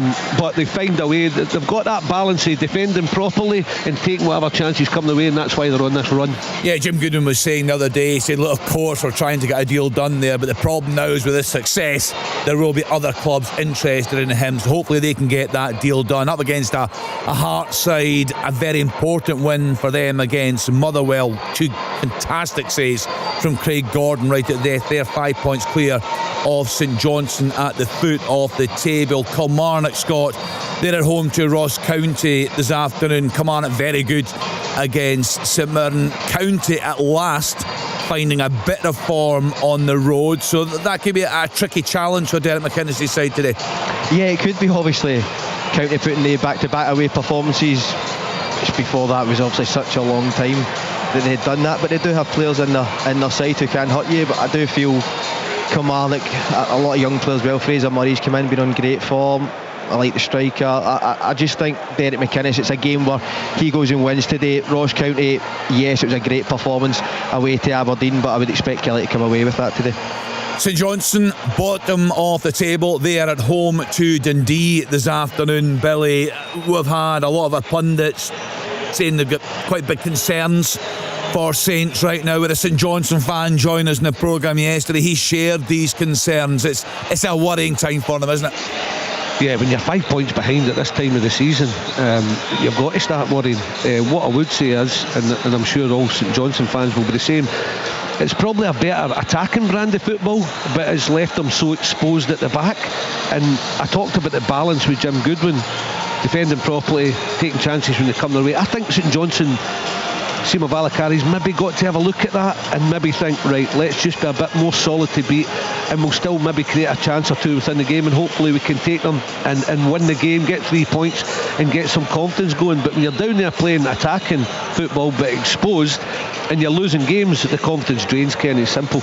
Yeah, Tony Docherty was absolutely fizzing after that Derby defeat. It's been a bit of a stop-start season for them. I know they've had their injury issues. You look at the position, they're 9th in the table. They're 5 points off the top 6, 7 points clear of St Johnstone, who are bottom of the table. So a reminder, open all nights to come from 3 o'clock on Sports, and it's a 2:30 start. Motherwell against Aberdeen, of course, will be right across that from kick-off. There's also the option today of commentary from Celtic Park. Celtic at home to St Mirren, and we're on BBC Scotland this afternoon from 4:30 until 5:30. Sports on the radio right through until 6 o'clock. Between 5 and 6, all the reaction to come from our pundits and from the managers. So looking ahead to the second half and our first commentary match of the day at Easter Road, Scott, what will the message be from David Gray to the head players at half time? Fast start to the second half. They obviously didn't get off to the greatest in the first. That will be the main. They're now causing Rangers problems, which they didn't early on in the first half. So get off to a good start, put them under pressure. Can you make contact with these Rangers players who can cause threats? Because they didn't, and that's where the problems came from. But as the game went on, you could see they'd suss Rangers out a little bit, and that's where the chances started coming from. Rangers 61% possession, 11 shots to 4 for the home side there at Easter Road. Billy, Philippe Clement fairly happy right now, but also I guess a wee bit concerned because at 2-0 it looked as if they could get one more and put the game to bed. Right now it's very much in the balance. It is, and he'll be probably saying to his players, look, get back to the way we started. Let's get this ball moving quickly, get it to wide areas so we can 2v1 them. Hibs can't respond and get players out into those wide areas quickly enough, whether it's through the thirds of the pitch. But if you can get it high and wide early, get the crosses in the box, you can see what we can do, the damage. But the Hibs goal sort of put the brakes on Rangers, Kenny, from an attacking force, and they kind of, I think we're glad they deserve to win the game, but they were glad to get in at half time just to reboot really and have a word with one another on how we're going to go about get the third goal and go on to win the game. But they have to get back to the way they started and making sure they're moving that ball quickly, they're aggressive as we said at the start of the game. But if we can get into wide areas, we'll get crosses in the box, just go and get a third. You guys have been speaking about Yilmaz on the right hand side. He's done well again today, as he did in the Old Firm game. Talk to us all about Yefty on the left hand side. Do you like him? Oh, I really like him, yeah. I think he's always played with the right attitude, even when Rangers were losing games. He was the one that showed like a willingness and wants to go about his job properly, and I think that's why the Rangers fans have grown to really like him. Had to work on his defensive responsibilities a little bit. I think he's done that. He gets forward. I think technically you can see when he first came in the team, he was just whipping cross after cross. If he can get in those wide areas, he doesn't think twice about putting a good ball in the box or having a strike at goal, and I think the Rangers fans love Jeffy, and I really like him as a player. Scott, was spoken a lot about the impact of the Cadden twins. I see the Hibs players coming back out. Another player was spoken a lot about this season. He got off a slow start. I guess the team did as well. Maybe confidence as a whole was low, but Martin Boyle looks to be getting back to his best. Yeah, listen, I know Martin really well and I know what he offers. With Martin Boyle, it's very simple. You put the ball in front of him and let him run into it. When he's in that area and around defences, he causes problems because he's so slight of feet, he's sharp.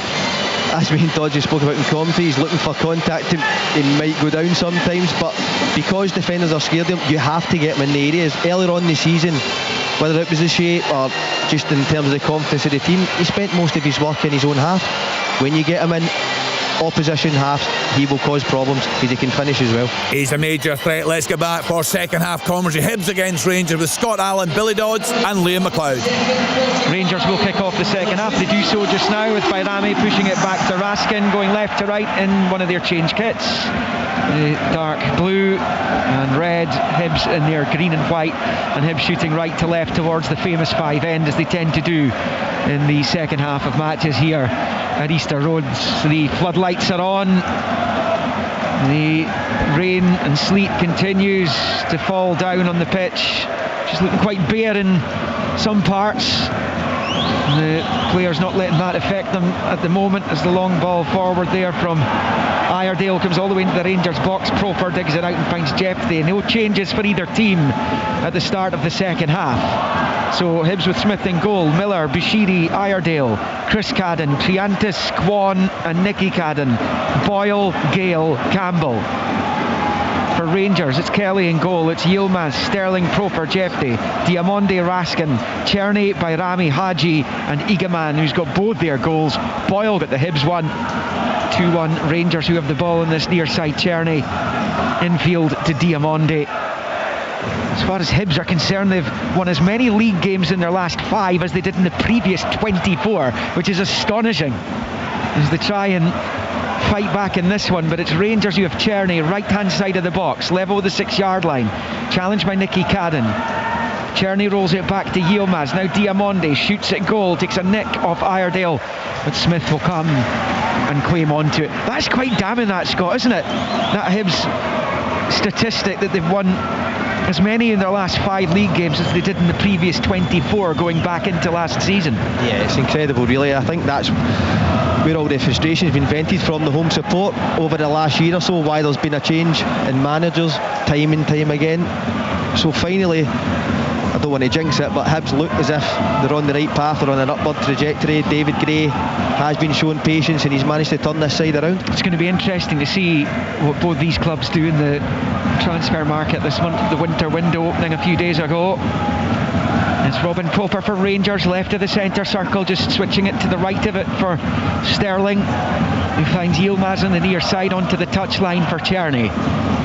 It looks like a back 5 now when Hibs are out of possession and Rangers are approaching their own half, so these spaces look as if they've been closed so far in this game. It's now Sterling for Rangers and he rolls it all the way back to Liam Kelly. But it gives the midfield some shift, that, Scott, because what do you call him, Josh Campbell is trying to plant himself onto Raskin, and that leaves the other two just to try and get out to those wide areas to try and stem the flow and handle their own midfielders. It's a tough shift for some of the Hibs players on the pitch. Well, it looked like there might well be a foul on Boyle on the far side by Proper, and it looked like John Beaton was thinking of blowing as well, but he's allowing Rangers to play on with Hadji, but he runs into Triantis, who spins away from Igaman and rolls it back to the edge of his own box for Bushiri, and then to the keeper. It looked like the ref was in two minds there, Scott.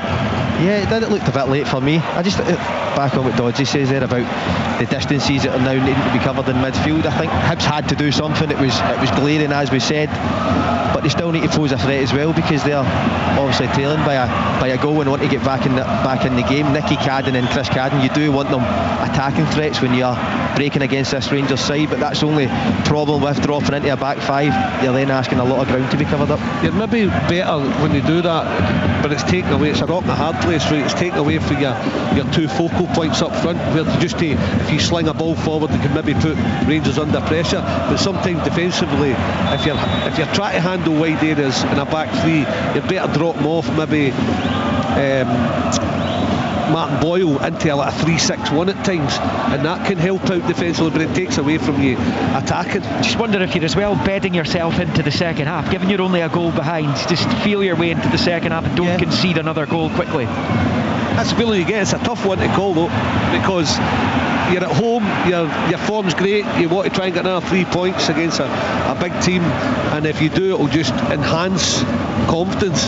Yeah, well, I understand what you're saying, Liam. I think obviously due to the way they started the first half, Dave Gray would have noticed that. Can they, as you says, bed themselves in, and as the game goes on, maybe Rangers might get frustrated by not finding the spaces that they did in the first half, which then causes that Hibs to then get a bounce and look to hit them on the counter. Rangers have it on their right hand side here as they go left to right, shooting south. Their supporters in behind Jordan Smith's goal. He's picked up by Jeffrey on the left, and he rolls it back onto halfway for Proper. Squares it to Sterling. He's got Yilmaz on this near side, though Czerny gets there first. Czerny just inside Hibs territory. Rolls it back to Sterling. First time forward to Diamonde, to Raskin, then out to Czerny on this right hand side as Czerny comes bombing forward towards the edge of the Hibs box. Just toes it to Hadji. He's managed to find Igaman, can free himself of the defenders though. The Rangers continue to press. Here's Bayrami at the edge of the Hibs box. Poor ball. Looking for Hadji. Brings back to Igaman. That's a wonderful save by Smith. Down low to his left to put it behind for the corner. Really strong goalkeeping. Igaman hit it with the outside of his boot as he seeks the hat-trick. But Smith does brilliantly, and once again justifying his inclusion in the Hibs starting 11 these days. Another big save from Jordan Smith, getting down to his left there. Loved the effort though from Igaman outside of the boot, trying to find that far corner. First bit of real momentum from Rangers in this second half. Corner, Czerny, in-swinger with the left foot to the back post, flicked away by Triantis, only as far as Bayrami shoots. It was deflected and Smith holds on.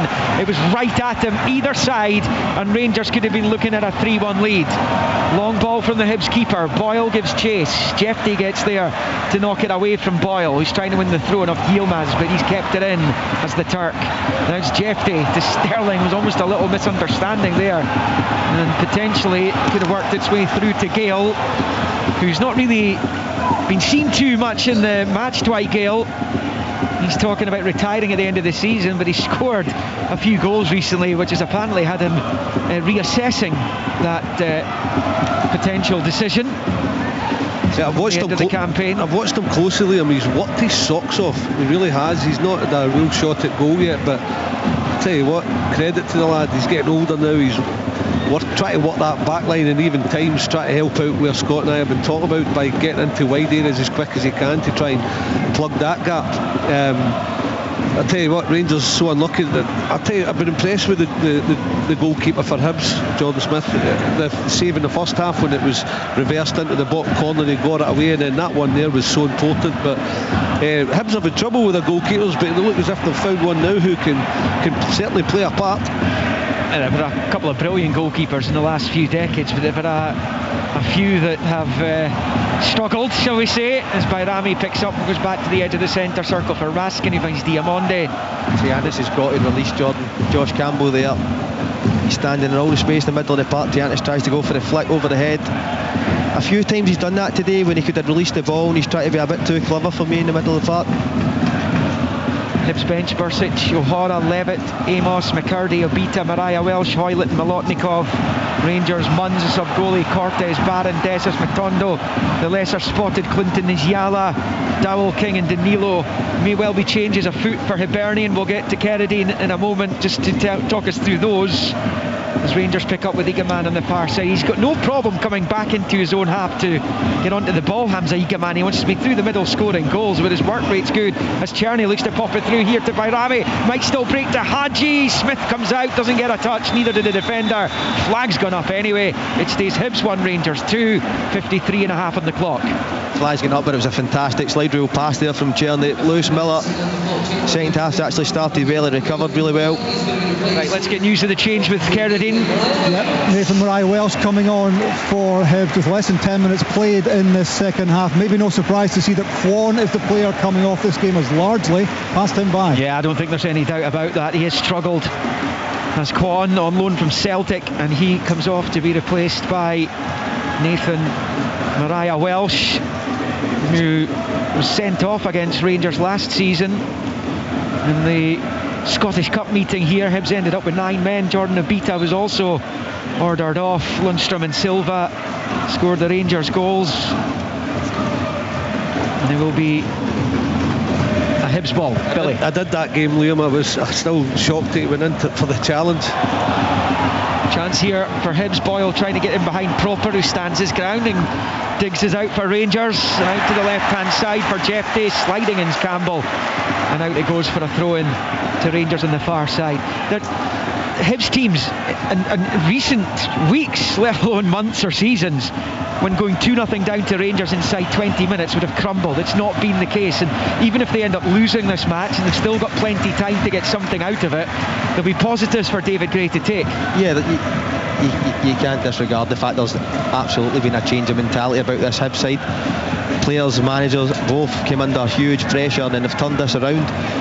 And listen, I think Mariah Welsh there coming off for Kwon. For me, Kwon really disappointing. I know Hibs are without their captain in Joe Newell, who is one of the main leaders in this side. So Mariah Welsh coming on, I think he'll offer a lot more energy than what Kwon has in this game. Rangers have it at the edge of their own box with Dujon Sterling. Long ball down the right hand side for Czerny, trying desperately to keep it in, which he does. Gets it back to Yilmaz, and then infield to Raskin. His ball from Diamonde's cut out, and the referee blows the whistle, and that's gone Rangers' way. Should have bounced off an arm, or was he taking that back that far? That was on for the pulling Czerny's shirt. Yeah, he has. My word, there was about two passes after that, and he got away with one there because Triantis was breaking onto the back four. I know he was still in the midfield area, but I can't believe he took it back that far, because Czerny's shirt was getting pulled. It made an arm pass, and then he blows up when Hibs had nicked the ball and in a dangerous position. Yeah, I'd assumed it was for an infringement after that particular one, but anyway, it's game on, and it's Rangers on the right with Yilmaz. They have a 2-1 lead at Easter Road, and it's Yilmaz driving forward and moving into a central area midway inside the Hibs half, but Triantis picks it back off him. Now it's Mariah Welsh, little ball forward to Campbell, trying to hold off Raskin. He's done brilliantly to dig it out to Boyle, who finds Mariah Welsh. The overlapping Chris Cadden. Haven't seen much from Hibs in an attacking sense in this second half so far. 56 and a half on the clock. It's Lewis Miller. Ball out onto the touchline for Chris Cadden, and he rolls it back to Campbell. Infield to Triantis. First time to Mariah Welsh, and back into his own half for Bushiri. Switches it left of the centre circle for Iredale. They're out to Nicky Cadden on the left hand side. Hibs have been in bigger holes than this season. 2-1 and 3-2 down to Aberdeen in stoppage time. They managed to salvage a draw from it, and David Gray admitting before the match today that that's what's really lit the blue touch paper on their season. As Chris Cadden crosses into the box, Boyle trying to get onto it, but Liam Kelly flops down, holds on, and stays Hibs 1, Rangers 2. But that was promising stuff from the hosts. Yeah, it was really positive from Hibs there, just being patient with the ball, working it out the other side, then back across again, get across in. Martin Boyle trying to get, I think it's Robin Proper tries to get across him, I think it comes off his hand, but It's the first time Hibs have put their foot the ball in the second half and managed to move Rangers about. We spoke about it off earlier. Scott and I were saying that too many Hibs players in the first half try to hit killer passes. See, as soon as they've got the ball down, played basic and quick football, they've been effective. Yeah, and Boyle coming forward. A good challenge by Diamonde, but his pass is wayward. Sliding in Campbell, he's done a good job today. Here comes Chris Cadden to the edge of the box for Gale, back towards Campbell, who goes down. John Bean punched the spot. Hibs penalty. Hibs penalty, and it's all about Josh Campbell. Brilliant midfield play. Initially to retain the ball for his team, to get back onto it, and he was barged to the ground by Raskin, who's asking the question of the referee. This is VAR checked, but Hibs have been awarded a penalty, and from 2-0 down they've got a chance to level up. Yeah, Hibs on the front foot there, putting Rangers under pressure, jumping on them, winning the ball back. Josh Campbell into Dwight Gale with a lovely touch, lovely set just for Josh Campbell to ask the question, can I get the shot away, are you going to try and steal the ball? And it's a poor decision from the Rangers player. For me, I think it was a penalty. A lovely touch from Dwight Gale. I don't think it's clear and obvious it was a mistake, but it was. I thought the Rangers player was getting back round, but the lean on him, and he hits Hadji rather than Raskin. Was it Hadji? Yeah. And he just got himself in the wrong position. You were right. It's a good wee layoff from Gale. Puts Campbell in. As soon as he feels the contact, he goes to ground. And I thought he was getting back round Hadji, but they're having a look at it. But I don't think it's a clear and obvious mistake. But I'm not so sure it was a stonewall penalty either.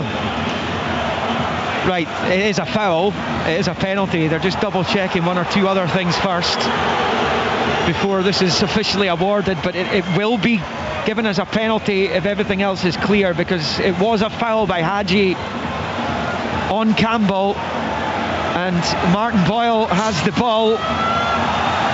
So yeah, penalty's been awarded.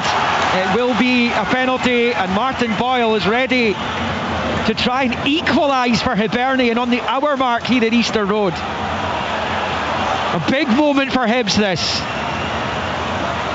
A resilient, energetic, new look Hibernian. And Martin Boyle, who slayed Rangers in that League Cup semi, has a chance to score his second right-footed penalty. Scores! Right down the middle, and having trailed 2-0 inside 20 minutes, David Gray's Hibs have a newfound steel about them, and Boyle hammers it home confidently. His second, Hibs second, Egaman's double, wiped out in Leeds. It is Hibernian 2, Rangers 2. What a game here at Easter Road. Martin Boyle, you always know he was going to go with the laces there. Gets Hibs right back in this game, and whatever David Gray has done at half-time, they've dropped off and they've allowed themselves to be a threat when they've nicked the ball off of Rangers. And Martin Boyle again coming up with a big goal for Hibs, and now the question is going to be asked of Rangers mentality. Yeah, it is. Although the penalty wasn't clear-cut, my word, the finish was. That was emphatic. He's missed a couple, and he can sometimes not take them again, but he stands up and he just, as Scott said, laces right through it, and there is no chance for Liam Kelly in the goal. Brilliantly taken penalty. And he's got good memories against Rangers, that Hampden treble that sent Hibs to the final at Rangers' expense a couple of seasons ago. The last time that Hibs beat Rangers. It's been a long time, even longer in league meetings. And now this game is back on a knife edge, back on the precipice. What a game, Liam. Listen, Hibs have changed it in this second half, as we said, the 5 when they're out of possession, and it's causing Czerny and Hadji to get deeper and deeper to then get touches of the ball. They've not had the space. They were afforded in the first half. Bushiri fouled by Hadji right in front of the linesman David McGeehee on this near side. Free kick Hibs deep inside their own half. What are you laughing at, Scott? It's not just Boyle that has the collapsible legs, No. I mean, Bushiri just knows the contact's coming. Does brilliantly, reads a run from Hadji, gets himself across into that full back area, takes a touch, waits for the contact, down you go, free kick, simple. You just never see them not given, don't you know? Hibs have lost the last 8 meetings with Rangers. That is one short of the record in this fixture of longest losing runs. And They have come back from the brink here, because at 2-0 Rangers had chances to make it 3. They found that goal from Boyle in the first half, and his penalty has left this game all square. 23 league games against Rangers without a win since John McGinn and Jamie McLaren scored the goals in a 2-1 win under Neil Lennon at Ibrox in February 2018. Scott Allen looking at me there, suggesting that he was very much part of that Hibs side, as Yilmaz picks up on this near side. Yeah, I had the legs that Dodgy was talking about that day in the box as well. My first game back at Hibs under Neil Lennon. Enjoyed that one. Last time they beat them in the league, 2-2 at Easter Road. Team news beginning to filter through from the 2:30 kickoff between Motherwell and Aberdeen. Let me get you that in a moment, but you will be able to get the team news at bbc.co.uk/Sports Scotland with a live text. Long ball for Rangers, headed away by Iredale with Czerny in behind them. Rangers need a big reaction here. We said it on Thursday when they were wiping the floor against Celtic, that they had to produce that level of performance every single week and not just make that a one-off. And they've been asked another question here, away from home in the league, where they've been dropping points aplenty. Here come Rangers, though. It's dinked in behind there, and it's the goalkeeper Smith who makes the challenge. Flag's gone up on the near side. Offside it was anyways. Diamonde lashes for goal. It goes well past, and it stays on 64. Hibs 2, Rangers 2. The goalkeeper does well, because it's a good run by Jeffrey, and he's well founded. He's in and goal, and he thinks, well, I come all out, because if I come quickly I don't get it right, I'm giving away a penalty, even though he didn't know about the offside. He kind of stalled and then waited for Jeffrey to make his move, then got a hand on it. Credit Hibs, they've done their part. They've tweaked it a little by getting players plugging gaps quickly, and that's helped them, whether it's a striker drop off, whether it's a midfielder that gets out quickly to the wide area to stop the 2v1s. But Rangers have stopped passing the ball really quickly to get it out there, get it across the back four, or even one or two passes, get it to the wide area and get beyond Hibs and high, so Hibs can't adjust. So Rangers have stopped what they were doing.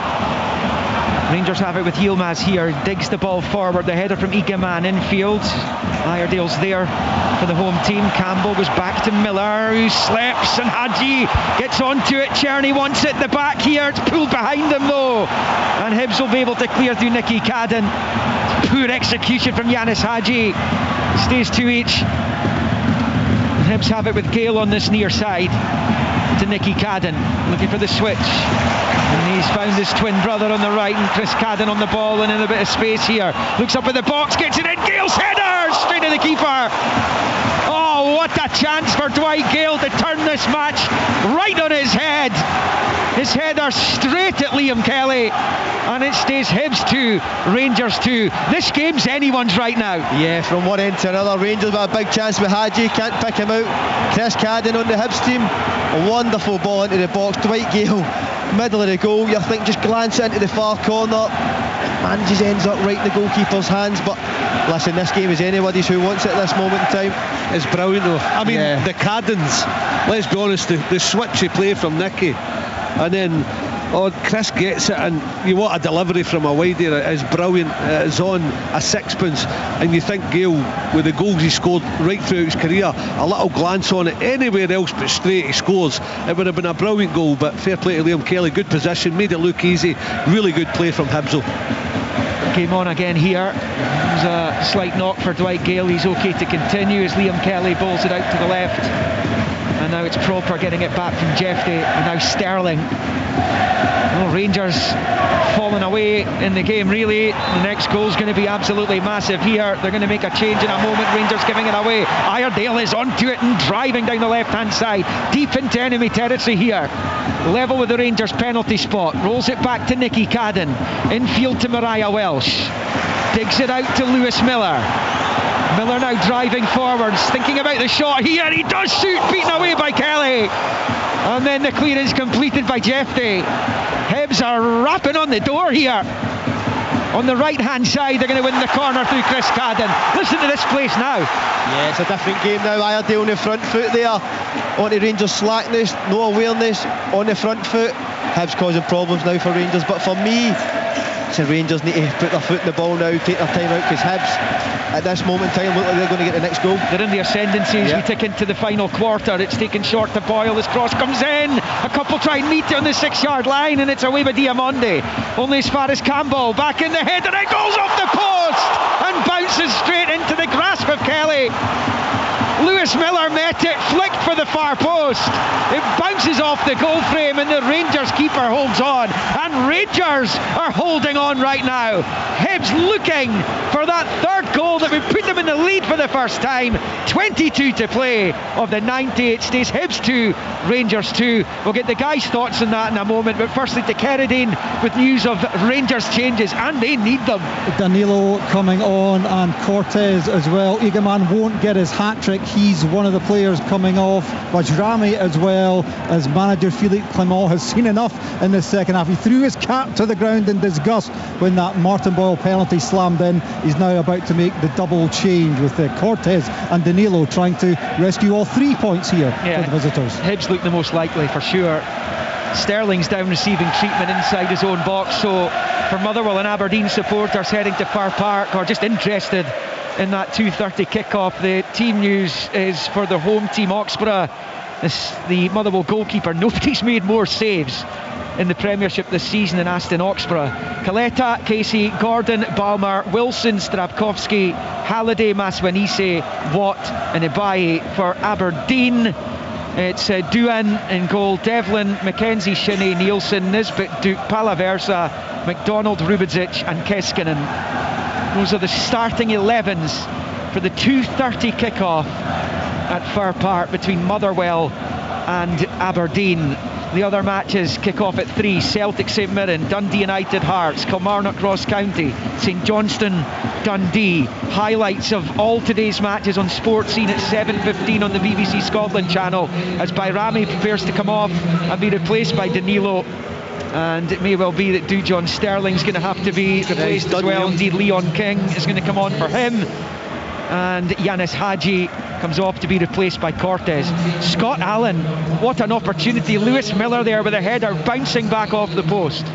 Yeah, listen, Hibs are just first to everything now, and it was similar to what Rangers done to Celtic during the week there. Hibs are on the front foot. They're looking to, Rangers play these straight passes, looking to jump right on them and get at them at the back four. Lewis Miller, a couple of minutes before that, has a strike from distance. Liam Kelly makes a save, but at this moment in time, Hibs look like they're going to be the team that's in the ascendancy and go on to get the next goal. I just feel from a Rangers point of view, they need to move the ball quicker. As Dodgy says, they've stopped doing the things that got them so much joy. The first half was a really good performance for Rangers. They need to get back to basics, moving the ball quick and not allowing Hibs to jump on them at any moment they can. I think you guys mentioned it though, they've plugged the gaps at the back there, Hibs, that were causing them problems in those opening 20 minutes that saw them go 2-0 down, and Rangers have just given it away through Jefty. Campbell into the centre circle for Mariah Welsh, digs the pass out, it's going to come right through to Martin Boyle, but John Beaton's going to bring it back because it took a touch off his shoulder, which is what he's pointing out. Martin Boyle was unable to get onto it. Had he done so, it would have been very interesting to hear the Hibs supporters' reactions. Some assist from John Beaton, just to flick on. I mean, going back to Hibs, there's no doubt they've got the confidence, the ascendancy. You were right to point out Lewis Miller striking in the Gale header, and then he's so unlucky with his second header because he's so much to do. It was a slow hung up cross, and he gets up there, hangs, gets a head on it, and it's agonising for him because it's slow motion onto that far post. Rangers, yes, Scott, you're on the money. I mean, we've talked about it. The way that will hurt this Hibs and this Hibs team is if they can do it quickly, but they've stopped passing it quickly, and then that would be.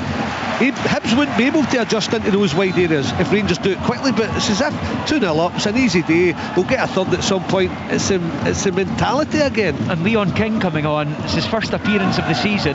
He's only played I think 3 or 4 games in the last 12 months. Perhaps an area for Hibernian to target. Oh, they'll target it, there's no doubt about that. Young lad coming on their first game, just do what they've been doing, get it in the box and see if he can defend, but there's no problem with what Hibs are doing. It's what Rangers have to do now, and they've stopped doing that. Like this, Mariah Welsh, I know he's got energy, but he's out quickly, and that wasn't happening first half because Rangers were doing it quickly, but now it's a bit of both. Hibs have tweaked it, they're getting out quickly, but Rangers are not doing enough to ask him the question. No, they're definitely not. They're definitely not. I think from the Hibs point of view, obviously you can't see that shape now without the ball in the defending. The distances are closer for them to put Rangers players under pressure, and that's what's maybe spooked Rangers a little bit.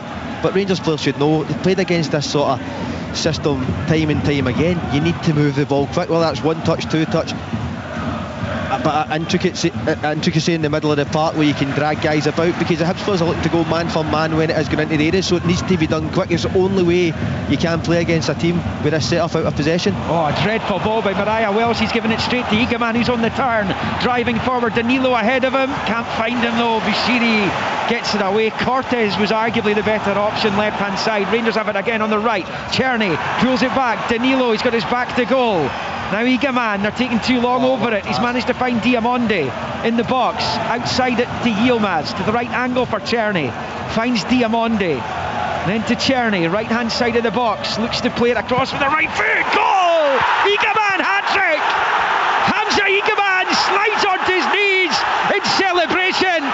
It was pulled back towards him, and he lashes it home into the bottom right corner. And after all their hard work at coming from two down, Hibs find themselves behind again on 74 minutes. Hibs 2, Rangers 3. And it came from Mariah Welsh giving the ball away, needless possession. Rangers recycled the ball, a couple of nice intricate passes as we spoke about in the box.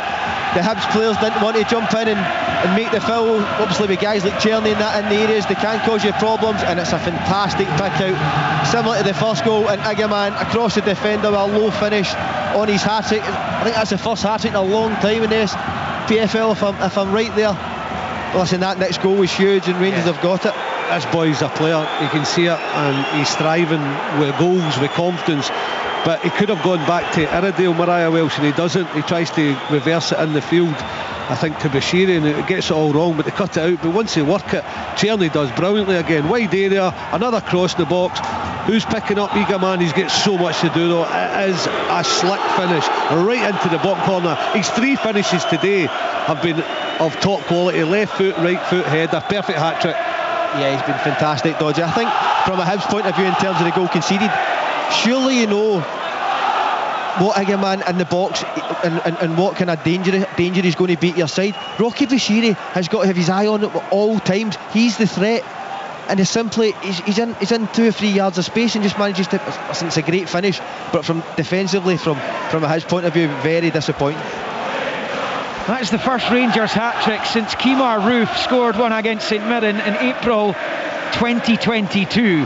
It's the first top-flight hat-trick since Jordan White scored one for Ross County against Dundee United on the 13th of May 2023. Almost 2 years since a top-flight hat-trick's been scored. But Hamza Egeman has just drilled home the third of his today. Hibs 2, Rangers 3, and Hibs have less than 15 minutes to try and find an answer again. It was against a running play, you have to say that, but he's been ruthless. He really has, Egeman, because it's out of nothing. They collect it, but just the build-up play, wide, drag, cross, finish. It was simplicity from Rangers, but brilliant. Rangers have it on the left-hand side with Oscar Cortez, who rolls it back to Proper. On Mariah Welsh, he was sent on because Kwon wasn't making an impact in midfield. Well, that is a dreadful moment for him. As good a finish and as well worked as it was thereafter by Rangers, it was needless from a Hibs point of view. He'd done well up until that pass as well, Mariah Welsh. Yeah. The individual errors again, just costing Hibs.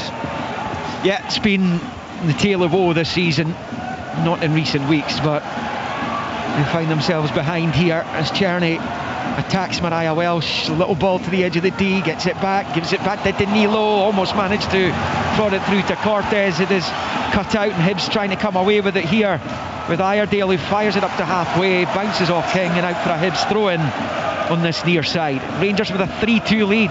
It's amazing, the old cliches, isn't it? How goals change games. Hibs really in the front foot, look like taking the lead. Rangers scoring, suddenly they've got their tails up again and look like getting a fourth. Oh, it's not long after Lewis Miller hit the post. Gales had that header chance. Miller's tested Liam Kelly. They've had numerous opportunities since the turnaround. Yeah, it's been the tail of the game though. Even in the first half, Rangers were we're dominating in one simple set piece, we're not getting onto the second ball from Rangers. Hibs get a goal out of it and then the whole momentum swings. So listen, if I had to answer how that happens in football so often, I'd love to know, because we've all been part of the type of games. There was a 5-5 here not so long ago between these two right at the end of the season in 2018. Yep, I played in that one as well. Another one you were involved in, of course. It is Rangers who have it with Cortez on the left and looking to roll it through to Danilo, trying to get on the end of it. Bushiri does enough to put him off, and it comes right through to Smith. And it stays Hibs 2, Rangers 3 with 12 to play of the 90. It's going to be a point where Hibs are going to need to be a bit more expansive, get bodies forward and try and put this Rangers side under pressure again, back into this game. They have showed it. Yeah, and there's still time for Hibernian here, and they've shown enough in the match to suggest that they can get something out of this. But Nicky Cadden wasn't the greatest of balls, but Triantis has made it work anyways. He gets himself away from Danilo down the left hand side, gets away from Czerny, and from Yilmaz, then is tripped by Raskin. That will be a Hibs free kick over on this left hand side, and perhaps a chance to get the big men up into the box. Lewis Miller's already very interested as he makes his way towards the Rangers box, as Hibs look to try and find an equaliser. And David Gray will be furious, because they've done the hard work from 2-0 down back to 2 each, and they find themselves behind again. Chance here then for Nicky Cadden from this free kick with the left foot. It's about 8 yards away from the near side touchline, midway inside the Rangers half, and it comes, headed away by King, and breaks to Diamonde, rolls it to Czerny. First action for a while for Leon King. Champions League experience, of course, as Rangers come forward down the right with Diamonde. Iredale gets there though, gets it back to his keeper, and he clears it up onto the chest of Nicky Cadden, left of the centre circle, rolls it back to Miller, midway point of his own half, to the right for Chris Cadden, and in the field to Triantis in the centre circle, then to Iredale. Hibs at walking pace. Rangers are going to look to their bench again in just a moment. Hibs on the ball though, get to that just shortly. It's Iredale left of the centre circle. It's a big ping ball out to the far side looking for Boyle. Jeff Day heads it out for a Hibs throw-in, which Boyle takes instantly. Back to Miller.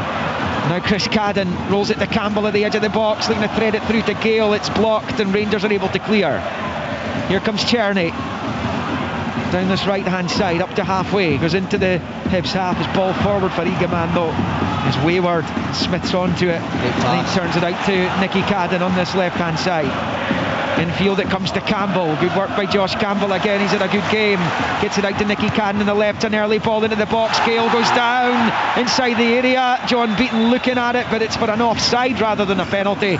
Didn't look like a penalty, and even the Hibs supporters weren't exactly in unison in claiming for it there. Anyway, it stays Hibs 2, Rangers 3. We're into the final 10 of 90 here at Easter Road. No, not for me, but I think again it's a good response from Hibs, working the ball down the side, looking to get Nicky Cadden on the ball, crosses in, make Rangers defend. There will be another chance for Hibs to get back into this game. Right, let's get to Kennedy, and he can bring us news of this Rangers change. Yep, Connor Barron trying to come on. Is it Philippe Clement to the leeward? It's Václav Czerny who limps it off. That's another change for Rangers with Barron on for the last 10. Rangers in front and looking to close the gap at the top to 8 points. Celtic hosting St Mirren in one of the 3 o'clock kickoffs. Team news from the 3 o'clocks will be dropping shortly. bbc.co.uk/Sport Scotland for the live text there.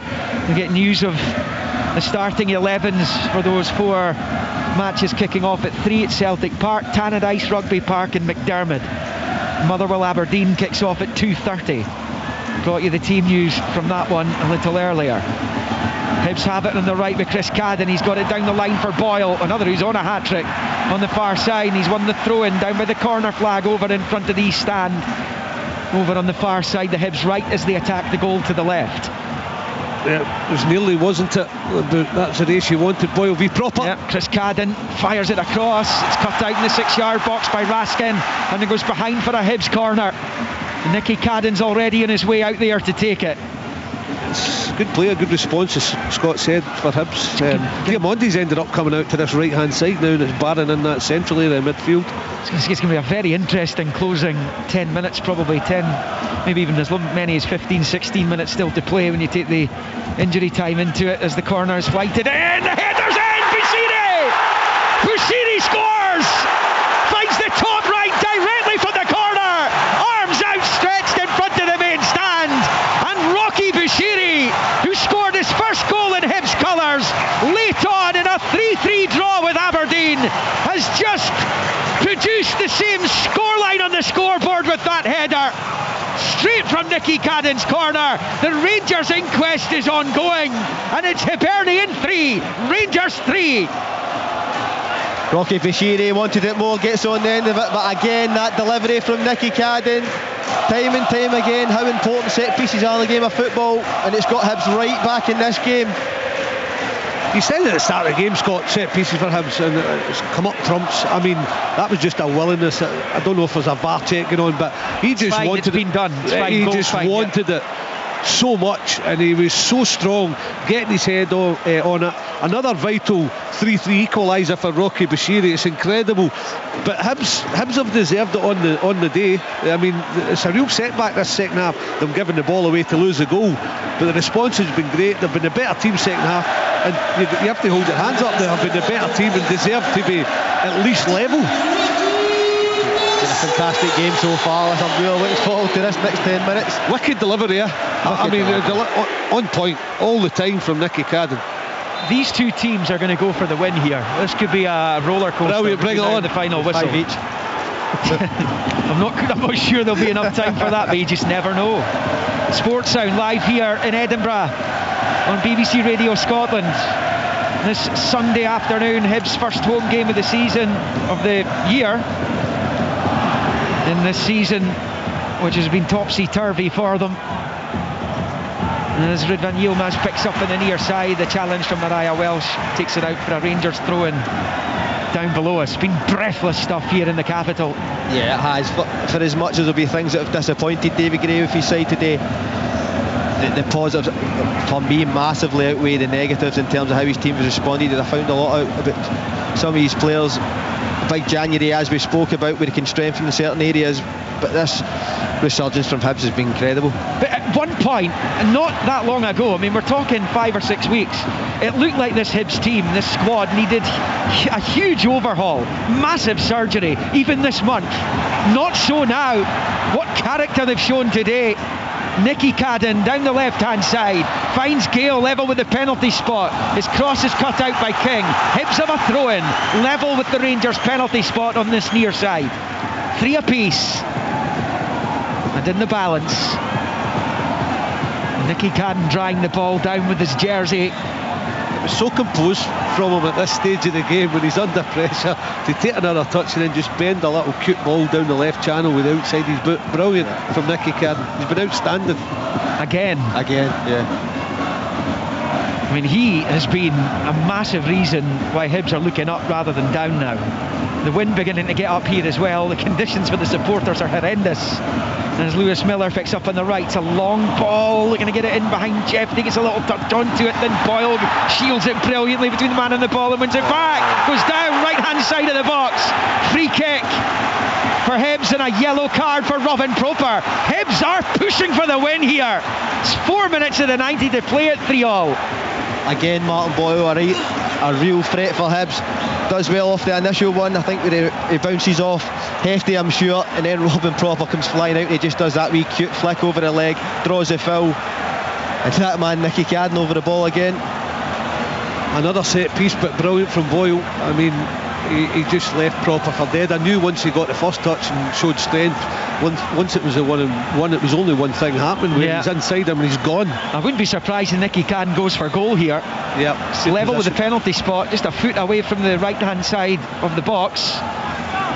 Nicky Cadden over the free kick. 3-3 at Easter Road. Boyle's there too. Does Cadden go directly for goal? He does, and Kelly holds on.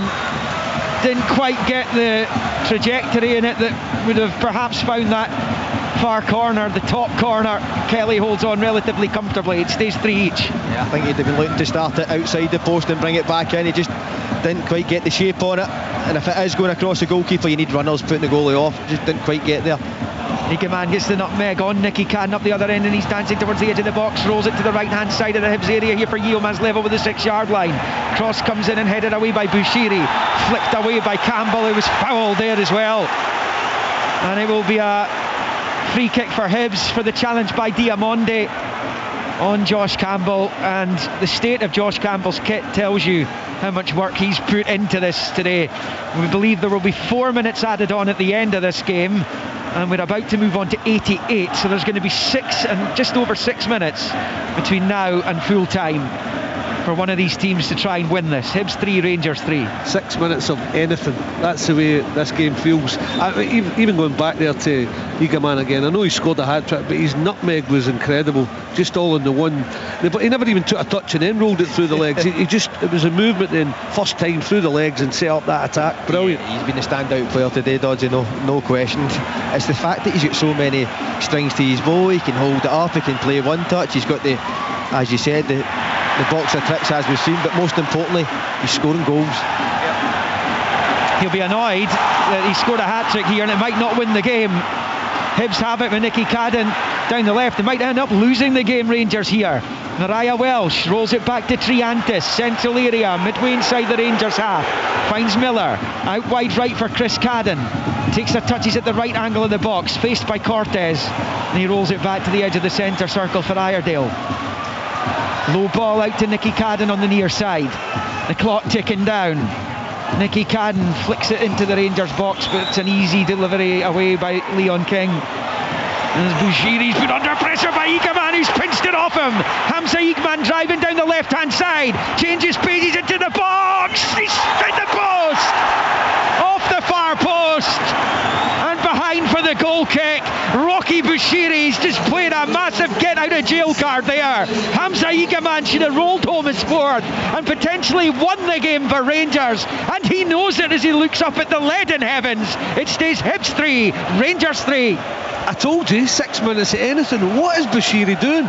If you don't learn the first time, it's the same sort of area, same sort of ball, bouncing, hook it, do anything, get it away, but he lets it bounce. He's trying to be cute again. Egeman's strength, we've talked about it all day, robs him, goes through. Bushiri, to be fair to him, gets back, makes the cover. You think he's going to give away the penalty. Egeman's strength again, hits the shot, you think it's a winner, and it hits the post. This game has had everything. Honestly, Dodge, I cannot believe what I've just seen. You've been in the exact same situation, you gave away a goal. How, surely as a player, in your mind, you go, oh, that's what happened in the first half. Just deal with the danger. Whether it goes out the pitch, who cares? Again, that indecision has nearly cost Hibs. I mean, it's Rocky Bushiri all over. Yeah. Here come Rangers again with Raskin. Driving forward deep into the Hibs half, rolls it to the right for Ridvan Yilmaz. We're in the first of 4 minutes of stoppage time. Yilmaz with a ding ball, headed away by Bushiri. It comes bouncing off Triantis, and the Rangers supporters howling for a penalty for handball. John Beaton not interested, as King in the centre circle finds Yilmaz to the right. Now it's Diamonde, looks up, left foot ball in, is going to be way too close to Jordan Smith, who holds on. And it's Hibs 3, Rangers 3. Rangers felt they should have had a penalty there. Initial instinct, I'm not sure it was. It's off the chest by all accounts. Chest, it looked like it. Correct decision. When a game is a firecracker such as this one, it could be difficult for the officials to keep a lid on it, but they've done pretty well, I think, generally speaking. The decisions have all been correct as Barron picks it up on the right of the centre circle side to Yilmaz. Yilmaz looks up, it is 3 apiece. There's another slip, but they're going to get away with it. It was Mariah Welsh who comes right through to Jordan Smith. It remains at 3-3. Well, Rangers will continue to try and find a winner because a draw is not good enough for them. Hibs, well, they try and win the game from this point at the risk of potentially losing a point, having come from 2-0 and 3-2 down. I think so. I think they will. Just the way the game's gone. What's going to change in the last minute? The Hibs sit back, look at the numbers they've got forward, just the way they play. Gale flicks on, it's hooked away by Proper. Mariah Welsh is onto it and rolls it out to Nicky Cadden on the near side. Long ball forward, King will have to be careful. Oh, it's gone behind him. Boyle chasing, King putting behind for the corner. Hibs corner. Do you think Boyle wanted in front of King there just to get the legs ready to feel the contact? He actually done really well there. King to get his arm across. Yeah, he did. He was looking to get his body across and obviously feel that contact. That's the question. A set piece, here we go. Yeah, they asked it, Liam, are Tim's going to try and win it? Well, they certainly are. Well, a win would move them up to 5th in the table and to within 6 points of Aberdeen. In comes the Hibs corner. They scored from their last one. Breaks the back post. Rangers head clear. We'll come to Mariah Welsh and up and under into the box. Dwight Gale leaps, gets onto it, comes off King, goes behind.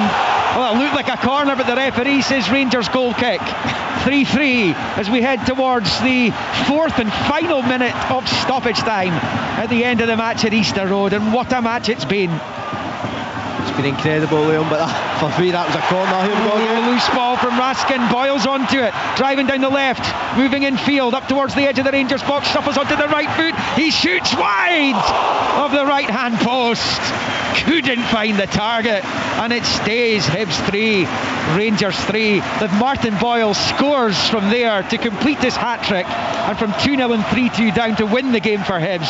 Should all just pack up and go home. Yeah, listen, initially it was great play from Martin Boyle, shifting it inside and opening up the gap for him. There was no way he was packing it to straight ball again. Rangers again, it's Raskin twice in the space of 30 seconds. It's a poor one from him. Boyle looking to win the throw-in. I think it's going to go Hibs' way here by the looks of it.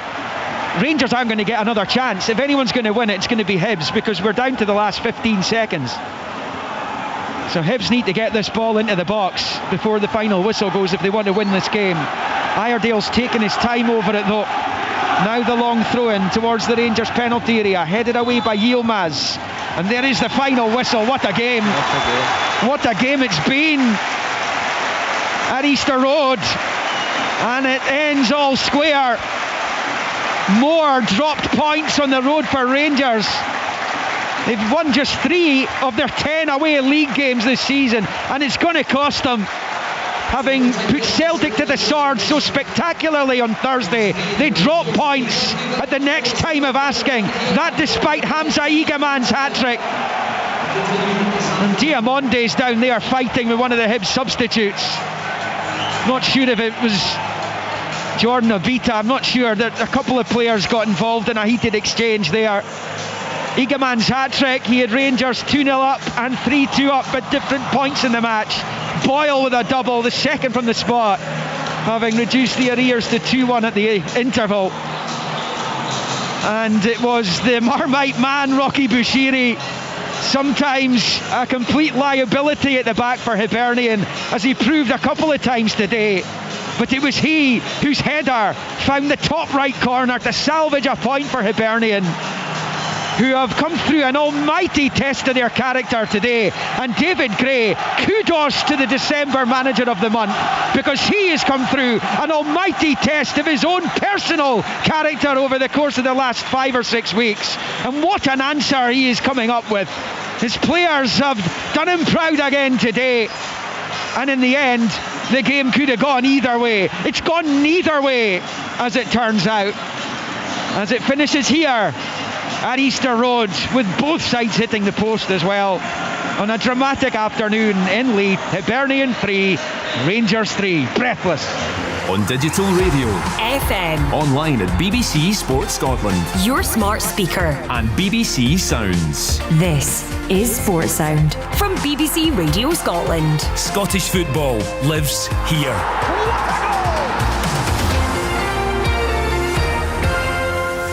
An absolutely incredible start to the day here on Sports, and we're with you right through until 6 o'clock. A full card in the top flight. 2:30 Motherwell at home to Aberdeen. 3 o'clock Celtic St Mirren. There's an option of commentary or open all mics.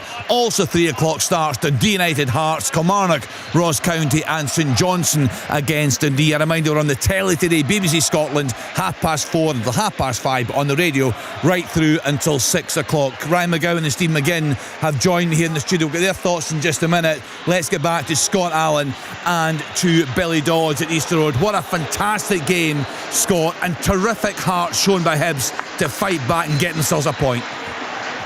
Yeah, listen, for me, that's exactly what David Gray wants to see in his side in terms of the response to going 2 goals down to a Rangers side full of confidence. Second half tweaked it. They looked a lot better. They were the team in the ascendancy looking on to go and get the winner. Another individual error did cost them the third goal that they conceded, but again, Hibs from set pieces, a constant threat, and managed to come away with a point. Rocky Bashiri again, the instigator for that. We've seen it at Aberdeen, but now we've seen it against Rangers. But I think David Gray, the pressure that he's came under this season, there's no question the work he's done with this squad, and the turnaround's been incredible. Speaking of pressure, Billy Dodds, we'll get to Philippe Clement in just a minute, but it's amazing how games of football can turn. At 2-0, Rangers were absolutely cruising. Yeah, but then that mentality again, they stopped doing the things that got them that 2-0 lead. Just getting that ball really quickly across the back four, getting into wide areas, 2v1s, getting crosses in the box, fine finishes from Eagleman. It all stopped towards the end of that first half. Now maybe that was the Hibs goal, Kenny, of course it can make you think, but you've still got to carry on. Rangers' performance wasn't bad, but their second half performance wasn't as good as their first. They lost their way a little bit. Hibs looked like the team that were going to win it. Then Rangers got another fantastic goal. Eagleman was out of this world with his finishing today. And then you think Rangers are going to win it, and then it just flipped again where Bashiri, Scott talked about the set pieces, got his head on it, and that was another 2 points lost for Rangers. So the Rangers fans stayed with the team today. They didn't give the players or the manager any stick. They clapped them because they knew that they brought a lot to the game. The performance was decent. As I said, not as good second half, but it's another 2 points dropped, and it's all about results, and they fall behind Celtic even more now. Let's talk a bit more about that then, Billy, because there were no arguments pre-match. He had to go with the same starting 11 that performed so well in the Old Firm match. From a managerial perspective, did he get anything wrong today? Could he have made any changes when the tide was starting to turn towards, midway point of that first half onwards? I think the only message he could have got on was get back to moving that ball quickly. It seems a quote that we all use, but it's so important, Kenny, because it was absolutely murdering Hibs in wide areas. Rangers were getting it high, along the back four at times, but getting it high and wide to a full back or a wide player, and Hibs weren't able to adjust. And at times when they were high, they were able to just play 2v1, roll a little pass, and let any of the two players that had got themselves into that position in wide areas for Rangers put it in the box. But then all of a sudden it stopped. Now Hibs helped with that because they tinkered and they said, look, we've got to get people in there or out there wide quickly to stop those crosses coming in. But Rangers then stopped what they were doing, and they stopped moving the ball quickly, and it really caught them out second half. So the manager, I don't think he could have done anything different today, apart from maybe get a message on about how it is so important to move that ball quickly into wide areas against a back three, a back five, call it whatever you want, and get crosses in the box. It was a joy to watch when they were doing it, and they got the rewards. They got 2-0 up, as you said, and then it all just stopped. The one time where they did do that, Dodgy, was when Eagleman gets his hat-trick. Yep. Journey in that higher area where we obviously see him cause problems in the first half. Plays a lovely ball across, and Eagleman again across the Hibs back three and gets a goal. But most of that second half he spent himself picking the ball up round about the halfway line. Couldn't really affect the game, but the one moment where it did, he obviously gets an assist. Steve McGinn, Ryan McGowan alongside me in the studio. Stephen, where do you think this leaves Philippe Clement? Because just hold fire 1 second actually, because we have got Rocky Bashiri live now in Sports, and he's with Kerridge and Son. Rocky, what is it with you and 3-all draws here? Listen, at least we've not lost the game, and we showed great character because we conceded the first 2 goals, and that's why I also at the start of the game I turned around to the crowd and said, stay calm, supporters, we are at home and everything can happen. And I tried to bring my calmness to the boys. Okay, a few actions a bit too calm, but it's something positive. Rangers is a good team, and to come back like that is very good. I think Hibs are showing as well that you're a good team now. To come back from 2-0 down, that takes a lot against this Rangers team. Yeah, but listen, we've always been a good team. It's just about character. When you have them in comfortable talks, when things go hard, that's when you progress. And we had that, and now you can really see the mindset we've put in place and how we progress into that. How did you feel when you scored that winning goal? I think we could see the joy in your face, all your teammates crowding you. Yeah, but my family flew over yesterday, so there were 6 of them in the stands, and that was the same as against Hibernian. They were here, and I scored, and I was also happy, to help Martin for the assist on the 2-1, because it's very important to go to halftime with 2-1. So yeah, very good. So those two things were very good. Were you breathing a sigh of relief at the end when Igman hit the post? Yeah, I mean, it's difficult. I was 1v1 on a half pitch, but I think I do well to come back and to annoy him, and something I need to take out of my game. One last one. What's changed with this Hibs team? Because that's 4 wins and 2 draws in your last 6 games. You've completely turned things around. Yeah, but we've always believed in what we were doing. It's just a matter of stick together and guys, we go again, and be calm. We had a new team, new players, and it's about they need to get to know also the fans. The fans have demand, but it's because you're at a big club, and like me and some boys that have been here a bit longer know how to react by that. And I take another role on the pitch, more leadership, and Thank you for the entertainment. Thank you.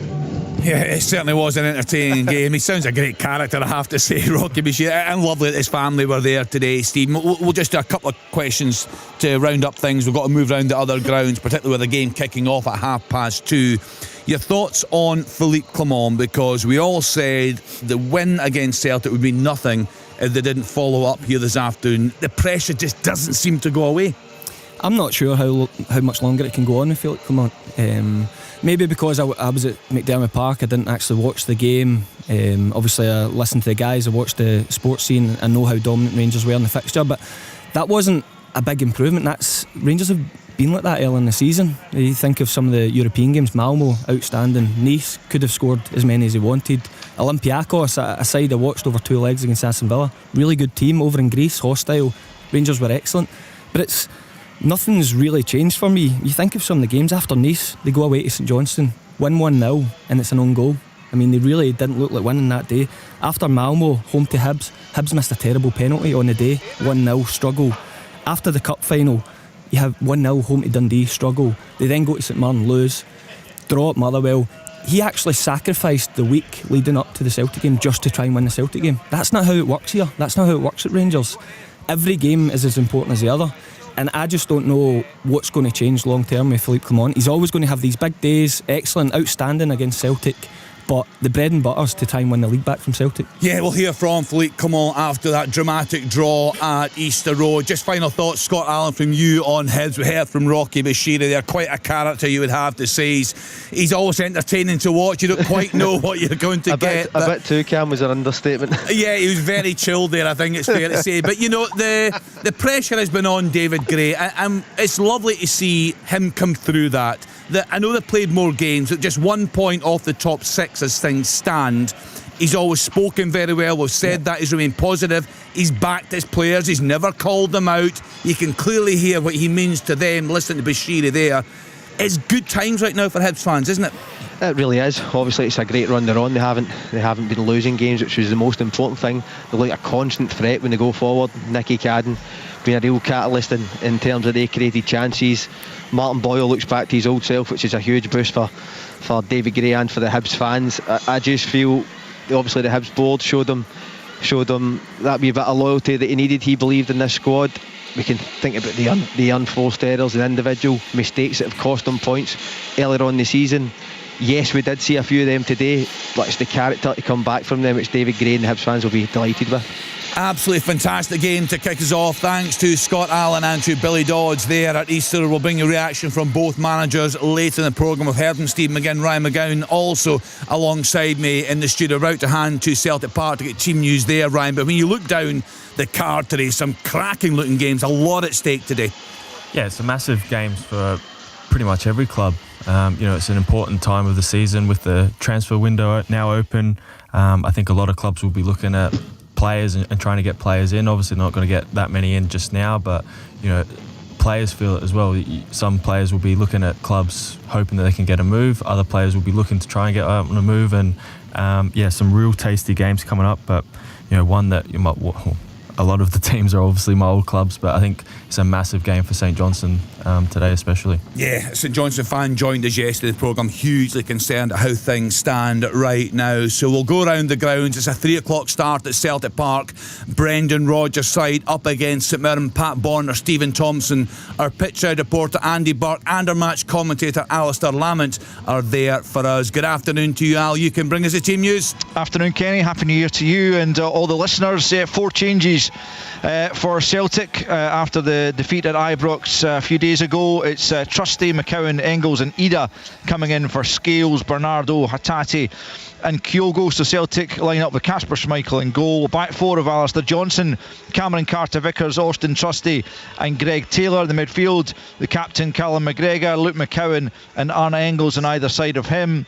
Nicholas Kuhn on the right hand side, Dyson Maeda on the left and Adam Ida leading the line. On the bench for them it's Sinisalo, Scales, Palma, Kyogo, Baye, Yang, Bernardo, Hatate and Ralston. For St Mirren it's 5 changes from the defeat against Kilmarnock, including a returning goal for Zach Hemming, having just rejoined the side on loan a couple of days ago from Middlesbrough after Ellery Balcom was recalled by Blackpool. So he comes straight back in.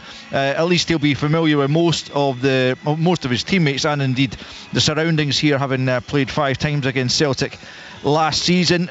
So he's in goal. Bomono, O'Hara, Boyd, Munson, Kiltie are the other players to come in. Balcom, Iacovitti, Smith, Idowu and Ayunga drop out. And so for St Mirren it's Hemming goals, I mentioned. Back 3 of Marcus Fraser, Alex Gogic after those 2 penalties conceded against Kelly. We'll be hoping for a better afternoon here this afternoon. Richard Taylor completing that back 3. Elvis Bomono and Scott Tanzer in the wing back roles. Effectively I would say a midfield 4 this afternoon of Killian Phillips, Mark O'Hara, Caelan Boyd-Munce and Greg Kiltie, with Toyosi Olasanya up front. On the bench for the Buddies, Erminski, Iacovitti, John, Smith, Odowu, Ayunga, Mooney, Mandron and Oseni. Your referee here this afternoon is Grant Irvin. The VAR is Andrew Dallas.